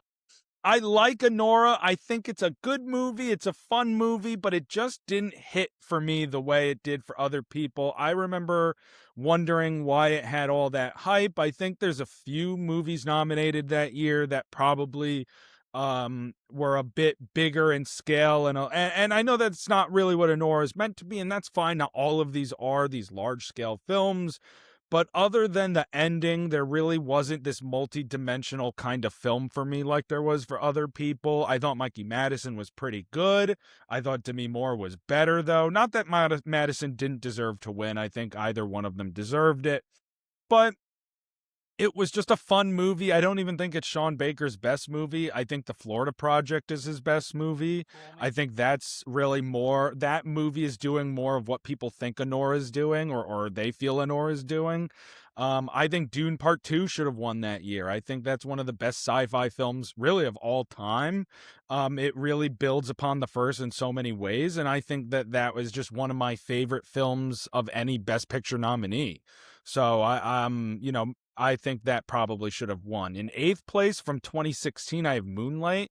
Now, granted, if I rewatched it today, it would probably be much higher on this list. I haven't seen it in like 8 years. And I was similar to Kill, where at the time I was just so salty because La La Land is one of my favorites. I knew that you guys loved La La Land too. I was like, I had a feeling we'd connect on this one. And the thing with Moonlight is that's a very emotionally mature film, and I think at the time it wasn't something I was able to appreciate in the same way that I can now. And I do want and need to rewatch that film because it would no doubt be higher on this list. I just can't put it, having not seen it in 8 years.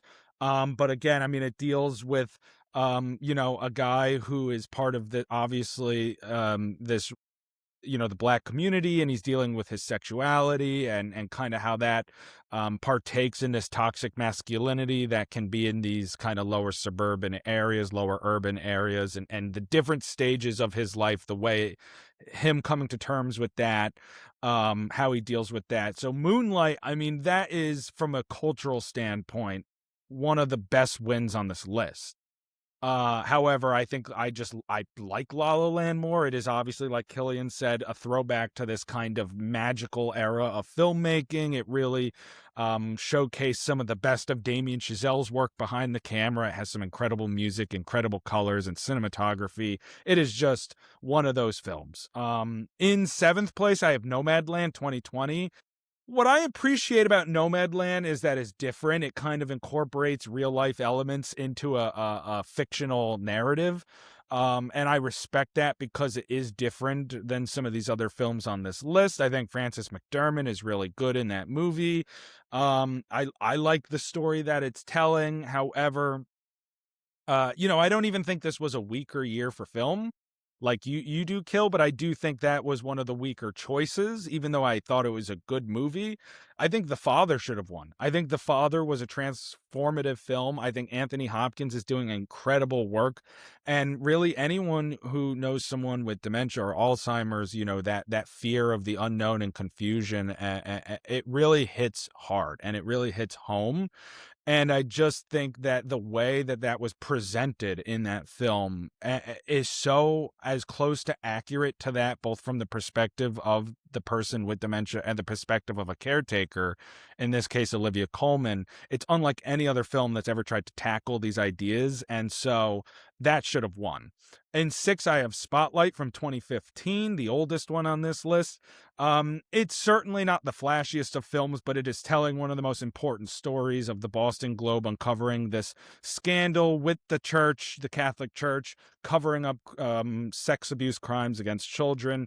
Now more than ever with the situation around the Epstein files, it's such a relevant film. Yeah. And I think it's such an ensemble-led film. It's very important, and it's so narrative focused. Again, it's not super flashy, but I think you know, Kill, I don't know the last time you've seen it, and I know, Matt, you haven't seen it, but go check this one out again. I think this will this will bump up your list a bit upon a rewatch or first time watch. But honestly, a first time watch, I think it'll jump high for me. Yeah, I think it just has aged well, you know, of these films. It's aged really well. However, that year I would have picked either Room, like you said, Matt. That was such a raw film. I've read the book. I read it in college. It's an incredible book. Brie Larson gives a great performance. I mean, that really resonated. I haven't even seen it in 10 years, and it still has resonated with me to this day. If not that, Mad Max Fury Road is just such an exciting, action-packed adventure. Truly one of the greatest technological achievements in film of the century, I would say. Probably the best outing in that franchise for sure. I think either one of those would have been a better win, although Spotlight was a great one nonetheless. In 5th, 2021's Coda. Again, not a flashy film by any means, certainly not the most technologically impressive film, but what Coda is so great at is the heart of and soul of that film. It's such I think it's, to me, to what Anora is to a lot of people, where Coda is just this quieter, deeper, more, you know, emotionally in tune and intuitive film. You know, it tells this story of, like, what Matt was talking about this group of this community that maybe never really gets a light shed on it. And, you know, it was a weak year. It wasn't a strong year, but this was a movie that kind of reminds you of the most important aspects of cinema, at least to me, which is the heart of storytelling transcending across the screen, and that it did for me. And so I liked it. However, I think West Side Story should have won that year. Yes, the first Dune is great, but I think I'm a huge fan of Spielberg's adaptation of West Side Story. I think it's one of the best modern musicals in film of the last, I don't know, 20 years. I think it really captures the spirit of the first. I think Rachel Zegler is phenomenal in this. It's a shame she doesn't get better roles since then, because she's so good. Yeah, I think that would have made for a really good win in what was otherwise kind of a weak year anyway. In 4th place, I like all these movies, but we're really getting to the best of the best, is The Shape of Water from 2017. This is a magical film. It's a romantic film. It's a heartbreaking film. It is Guillermo del Toro at his most tender as a filmmaker and storyteller. And you're right. I think it is a very misunderstood film based on the premise that she's in love with this fishman guy. And it's really kind of it's supposed to be about connecting with, because she's mute, like we talked about. It's about connecting when you can't communicate, and trying to find a way to communicate the way you feel and the love that you have. And just, in a society that rejects your type of person. However, I think Get Out should have won. At the time, my favorite film was 3 Billboards Outside of Ebbing, Missouri. But upon the last 9 years, Get Out has just been one of the most decisive American films of the 21st century. Its themes are still very true today regarding, racial inequity and, the kind of this like post-Obama era, tension that exists in different racial communities. And I just think it stands out as, like I said, one of the defining films in American culture of the 21st century. And that would have been a phenomenal win that year. And I think even if we didn't love it at the time, we would have looked back and said, yeah, that's a fair win. Like Get Out is truly... That one makes sense. that was a good one. And so now we get to the top 3, and this was so hard to, I mean, anyone could be 3-1 in my opinion. In third, I did ultimately go Everything Everywhere All at Once, 2022. This, again, like Get Out, I think is one of the defining films in American culture in the 21st century. I think this film captures our generation, our spirit, our interests, and just our sense of creativity better than any of these other films on this list. It is, just the most ambitious film of any of these on this list in terms of its editing and its style and its storytelling. This was just such a big deal when it came out, and it still is today. And the love for it is there. And even if we start to kind of get past the multiverse interest as a generation, as a culture, it's not necessarily the best outlet for storytelling. This was the best multiverse story I think we could get, and that defines a generation of moviegoers. In second place, this was so difficult, I had to go with Parasite, though, the 2019 film. Oh, and for the record, I would not have changed the winner of any of my top 3. Everything Everywhere and number 2, Parasite, and number 1. It goes without saying that these top 3 I would not change. Parasite is just a behemoth of a film. I mean, Killian wrapped it up so well. It really covers a lot of different genres. For it to be the first and currently only non-English language film to win Best Picture, I think speaks volumes to the power of this film. It's entertaining, but it also is saying a lot about disparity in different socioeconomic classes, and kind of the way that forms our decisions and our personalities. And seeing these two families at different ends of that financial spectrum and at odds with one another, and just the difference in their lives, I do believe that Parasite is one of those movies that in 100 years, if people are saying what are some of the best pieces of work that speak truth about this period of time, Parasite is going to be right at the top of that list. Then there's number 1, one of my favorite movies that I've seen in a long, long time. And again, it's inches of difference between these top 3, but I went with Oppenheimer 2023. And it's crazy that this is number 1. It's crazy that I wouldn't change this, because when you look at some of the other movies, this was one of the best years for film of any of these. You have The Holdovers, you have Poor Things. No one yet even mentioned Killers of the Flower Moon. Killers of the Flower Moon, which I think is one of Martin Scorsese's best films, and it got so ignored that year because of Oppenheimer. But Killers of the Flower Moon was really such just an introspective look at Martin Scorsese's, for him as a filmmaker, and saying, I'm getting old, and what do I want to say about my career?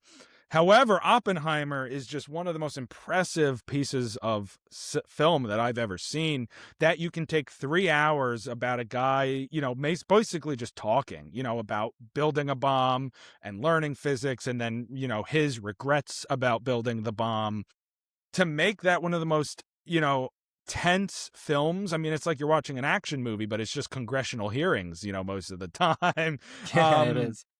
But obviously, I think, even though Interstellar might be my favorite, I think this is the most impressive work Nolan has ever created. His use of colors to tell the difference of time and story with black and white and color, the performances from the whole cast, Cillian Murphy and Robert Downey Jr. and Emily Blunt. But this was such a stacked cast, and everyone was putting in, you have Gary Oldman in one scene playing Harry Truman, and they're checking their ego at the door as a big star to be able to bring this story to life. And it really is, above all else, a story about someone's regrets, and living with the decisions that this person has made, the way it's impacted lives so negatively, and seeing this kind of, obviously the bombing of Hiroshima and Nagasaki has come out with so much literature and media over the years, especially from the Japanese, and rightfully so, deservedly so. But to see how Godzilla as a character exists because of the bombings of Hiroshima and Nagasaki. However, to see it from the perspective of the man who created the bomb, and to try and create a sense of humility and humanity in that character, it just is second to none. Oppenheimer is one of I think the greatest movies ever, really, along with Parasite and Everything Everywhere All at Once. But that was one of those movies, one of those years, similar to Parasite and Everything Everywhere, and even this year with Sinners in One Battle, where the movies kind of just stand heads and shoulders above some of the others, and you say, yeah, like this is a culturally defining film that has a lot to say about the times that we live in, and it's also so entertaining, so well crafted, and just one we're going to remember forever and talk about forever. So that is my list of the Best Picture winners. And truly, I mean, all of them are at least good, if not great movies. And I'm excited to see what wins this year. I'm excited that you guys shared your lists. I think we had some interesting thoughts and analysis on these films that really define a lot of the media circuit. Yeah. And it's funny you say Oppenheimer, how beautifully said and you put that, but I still think Barbie's the better movie. I mean, look, I think Barbie is a very misunderstood film. My Ken. Yeah, look at that. I think Barbie's a misunderstood film for sure. You know, people will write that off too quickly as kind of this blockbustery, you know, girly film, but that was a film that had a lot to say about, you know, gender stereotypes and our society, and just how, you know, these kinds of toys even really reflect in the way that we grow up, in the norms, the social norms that we can deem acceptable, and, you know, the identities that we can take for ourselves. So, I mean, it's a beautiful film, but I just think Oppenheimer was the cream of the crop that year. It was. And it's a testament to how good movies were that year. Like, that's even Barbie. Like, Barbie was a phenomenal That was movie. A great year. That was a great year. In some of these years, Barbie would have cleared. Yeah. But even Anatomy of a Fall, End Zone of Interest, great movie, great movies. I don't know if there was a bad nominee. I think like any of those Maestro. Won. Oh, sorry. I forgot about Maestro. Look, Maestro. So did everyone else. I think Maestro was also there, and also I liked Maestro. Maestro attended. Maybe it wasn't as good. I just didn't. You know, we've had this conversation in the past about Oscar bait, and, you know, I'm not a huge fan of that term. You know, I don't necessarily see the problem. I appreciated the commitment to that craft. I thought there was some really interesting stuff. Maybe it was a little pretentious, not as good as some of the other movies. I don't think it would hold up as well on a rewatch. But, you know, I don't think it was bad by any stretch of the means. Yeah, personally. Yeah. I mean, I'm still joking about that a little bit. Sure, I didn't like it, but for 10 movies, for me to not like one of them is, you know, it's good. Impressive. So those are our rankings of the last. Oh, I'm sorry, Matt. I was just saying, excellent list. I like Thank you. Yeah, great job. So those are our rankings of the 10 Best Picture winners. Killian, unfortunately, I don't think. No, we got a little time left. Hold on. I think. Wait, we're done already. Well, time flies when you're having hamper fun. I mean, we have blown past our records. we will probably never reach this length of an episode again. You say that next time until the next time Killian comes on. Jack's on vacation. Until Jack goes to the Dominican Republic for round 2. You're right. Well, we still got that seesaw to us. So we don't have we don't have Jack here to eye us down and say it's time's up. But I do think we'll have to save that maybe post Oscar. No, and I'll give you guys this list too, because I think it's a fun little game to play, and, you know, I've no disrespect and no offense at all to me. I get we have so much to squeeze in, and we're such yappers. Yeah, so we'll shelve that. That's our Matt Damon for this week, but we are going to do the seesaw, and we're going to do it in reverse order. I'm going to go first, and then Kill, and then Matt, your first ever seesaw will be the last thing we do. Woohoo! Yes, so we'll go in reverse order of the Best Picture rankings. So something I saw recently is a film called The Voice of Hind Rajab, which is nominated at the Oscars for Best International Film. It's not going to win. It should win. It is the best one of any of those by far. I can't even really talk about it for too much. I will get angry. But basically this film is like kind of a docudrama. And it's about a Palestinian kind of emergency call center, and they get a call in this place in Gaza that's been blown up, and this poor 6-year-old girl is trapped in the car, and the rest of her family in the car is dead, and it's a true story. And the voice recordings that you hear, so the whole movie takes place in the call center. It's only like 80 something minutes.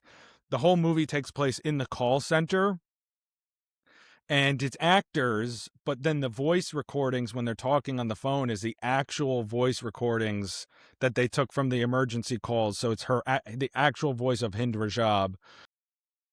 I like I said, I will get really emotional if I talk about it for more than another 30 seconds, but it made me so angry, and so upset that this is happening around the world, and it's just such a remarkable film to capture, but it shouldn't have to exist. I mean, it should win the Oscar. It won't win the Oscar, but it should win, and only if for nothing else, to bring a little bit more attention to this, because it needs it. It's just really fucked up. I mean, there's no other way to put it. So that's something I saw, and something I want to see, keeping in theme with the Oscars. Both of you have seen this. I'm probably the last person on earth who hasn't seen it, but I will get it in time, and that's K-pop Demon Hunters. I've been kind of just like putting this one off, but it's going to win Best Animated Feature. It is, honestly, I mean, Golden was one of these big songs that everyone was singing and talking about, and this has been a big deal, and so it is going to be one of the final Oscar nominees that I watch before the ceremony in 2 weeks, and I've been meaning to get to it. There's no particular reason, I just haven't gotten to it. But it is time for me to watch K-pop Demon Hunters and have an opinion on it. So it is overdue. So I will watch it. That is my seesaw. I'm gonna toss the hamper to Killian. Caught that hamper and all the dirty laundry in it. I've been seeing some pretty cool stuff, especially in theaters. I have a lot to cover, but I'm just gonna say Nirvana, the band, the show, the movie, very good. Watched the show a few years ago. A friend recommended to me, and it's just really entertaining. Great comedy, but also a great story. Very satirical and silly. And I just love when I was in the theater, there were so many people in the theater. I was so surprised, and probably haven't seen that many people packed into the theater in a while. So I was happy to see something like that turn out. I've also seen the 5 Oscar shorts for live action and animated. I did a double feature at Disney Springs, so shout out to AMC for doing that, because I always miss out on them because they're so freaking hard to find. So I feel really good like going in with my Oscar ballots as we're approaching the Oscars, having seen most of the movies now and feeling like I have the upper hand a little bit. What I want to see, of course, there's so much to see. I was going to say Josie and the Pussycats, which I'm actively saying because I caught it up like 2 minutes on TV. I was like, wow, this movie looks really like fun and silly. I will say, because Matt's here, Matt and Ben have been advocating to watch One Piece, and there's a little like thing in my brain that's telling me I should like watch episode 1 just to see what I think. And of course, live action or no, I've seen the live action. The real. There's no the time real deal. For that. I know there's no time. There's no That's time, what you but think. I just want to talk to Matt about something. We're running out of stuff to talk about. You know, these days. that's it. Obviously, we've spent 3 hours talking to Matt about stuff. I would recommend you do that. It's not. There we the go. Good thing is, it doesn't feel long. It's not, And how far are you into it, buddy? I am almost 100 episodes in. How many episodes are there? I can't hit you cut out there, Josh. I couldn't hear you. 7 times what? 7 times? Yeah. So that's my seesaw. I'm going to toss that hamper over to Matt. Matt's first ever seesaw. Lay it on us. You said that it could be any type of media, right? Like, sure. I did a book one time. That's awesome. Actually, I like that. Congrats. I'm going to go. Congrats on reading. No, well, I almost, you know what? That actually almost made me trip up and change my answer, because I am reading through a book, but I'll get back to that. All right. So something that I've seen lately, I just finished Heated Rivalry last night. And let me tell you, it is delivered on the hype. The rivalry is heated, buddy. The rivalry is as heated as you think it is. Sydney's obsessed. More. She got the book and read it all, and now wants to get into all the stuff. It is a great show. One of my close friends, Bree, they put me on it, and my coworker just said that she finished reading the book herself, and it is, and they kept pushing me, and let me tell you, it is a beautiful story of both acceptance, of love, of just like how relationships are. I would recommend it to no bounds. I know there is a lot of graphic scenes, but I think Steamy. there is steamy. Steamy is a great way to put it. And Matt, as a former hockey player, can you relate? Yeah, we had a lot of steamy scenes. We had let me put this on the record. Several like that. No, but no. Yeah, I do think that it also is bringing more of a inclusivity aspect to hockey. That you bring that up. That I think is missing from hockey. I think that's something that I wish there was more of, and I hope that this brings more attention not only to the sport, but to being more inclusive in that aspect, and like just Mhm. being more open about that stuff in hockey. Well, and Um, Sid looked it up after because she's, like, watching it and she's obsessed with this show and this yeah, yeah, series yeah. now. As But so she many people looked it are. up and she's like, "Oh, was it so hard back then, even though it was only, like, 2016 to say you're openly gay and admit that?" And still to this day, apparently there's no openly gay NHL player. There's no, yeah, and Mm. there was, I believe, off the top of my head, only one openly gay NFL player. Like there for a Wow. while, up until a few years ago. I know there was at least only one. It's crazy to think that even today, it's that scary to come out like that. Yeah. But This yeah, toxic locker room culture, there is a toxic locker room culture, and I hope that and that's throughout all levels of the sport. There's this toxic locker room culture, right? Like it's crazy. But for it to still be at the professional level is sad. And I hope that through this beautiful story that they made and are going to continue to make. I know they're making a season 2, so Sydney better get ready for that. She's But counting down the days. I She's know, like, "A year I and know. 2 months." I'm like, "Whoa, that's soon?" You're like, oh my god. But it is definitely a just an amazing story, and I hope it brings more to as everything I've said. And something that I want to see that I am so vague, like so hyper focused on, that I'm even reading the book of it, which is what I brought up before. It's Project Hail Mary. I cannot wait until that comes into theaters. I have my calendar that I just redid for March, and I did not put any other movie on there except for Project Hail Mary in a big bubble on March 20th. And if that's not the date that it's on, then I'm completely wrong. It'd be really terrible. But I know that on that day, I am committed to seeing it no matter what. That is something that I am so excited for. Gosling's gonna kill it. I could feel the aura 10 scrolls away, as they say on Twitter. I know that this is going to be just an amazing movie. And may I be so upfront that I think we could be talking about this in the Oscar things already. I'm already saying this next year. I think this has I just have some feeling that this is going to be a blockbuster. This is going to be that next big thing. I've seen early reviews of the movie coming in, and they're already hyping it up more than I should They're even calling see. it a masterpiece. They're calling it I'm just Wow. they're saying. calling it like the next like it's exactly, Josh, we share the same Twitter feed as We your do. listeners don't Yeah. know yet, but they down now do. I've seen some beautiful write-ups on this movie and like the most glaring reviews, and I'm like, whoa, this is insane. And I'm still not as deep as I'd like to be in the book. I don't find myself struggling to find time to read, but I'm forcing myself to. But with this book, it doesn't feel like a force. It's so It's a great masterfully, book. It's super well it's written. incredible. Obviously from Ryland Grace's perspective, which it's the main character. I mean, I've read a decent amount of books. I have not a lot, but I've Yeah. read a decent amount over the years. This is definitely like my top 10 favorite books. It is an incredible book. So I'm really glad you're reading it. I know Jack is also trying to get it Awesome. done Yeah. before the movie comes out later this month. So it is worth it. It is worth the read. Yeah, I definitely for sure, and I can't wait for that watch. And I'll also say, going back to that watch, that I am watching One Piece. Shout out Ben. And Yeah, like Killian, if he Ben starts listens to the and podcast. when Ben gets to the 311 mark in the podcast. One Piece. I'm tuned in now. That's what we've been waiting for. That's what we've wanted the whole time. The funniest thing would be if you just get a text after this episode drops and be like, "Oh my god, I've been waiting for you to mention it." It's like Killian's gonna start 45 One Piece. episodes and you finally mentioned it. No, but yeah, that's my seesaw, my first seesaw, and I'm honored to say it. Hell yeah. I love it. Well, that that does it for our Swift episode this week. We'll bring you more next week. Yeah. We'll double in time next week. So, well, I want to first off state by saying thank you to you both for filling in for Jack this week. You guys, this was an incredible episode. I had so much fun doing this with you guys.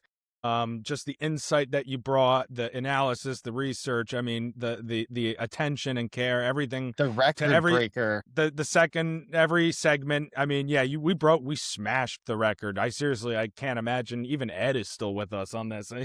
One of our 5 listeners. I can't imagine. If you're still with us, Ed, thank you.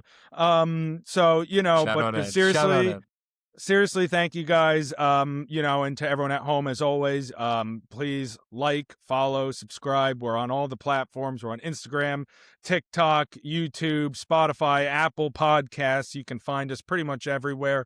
Feel free to follow me and Jack always on Letterboxd. Hell, if the two of you want to plug your letterboxes or your work, be my guest.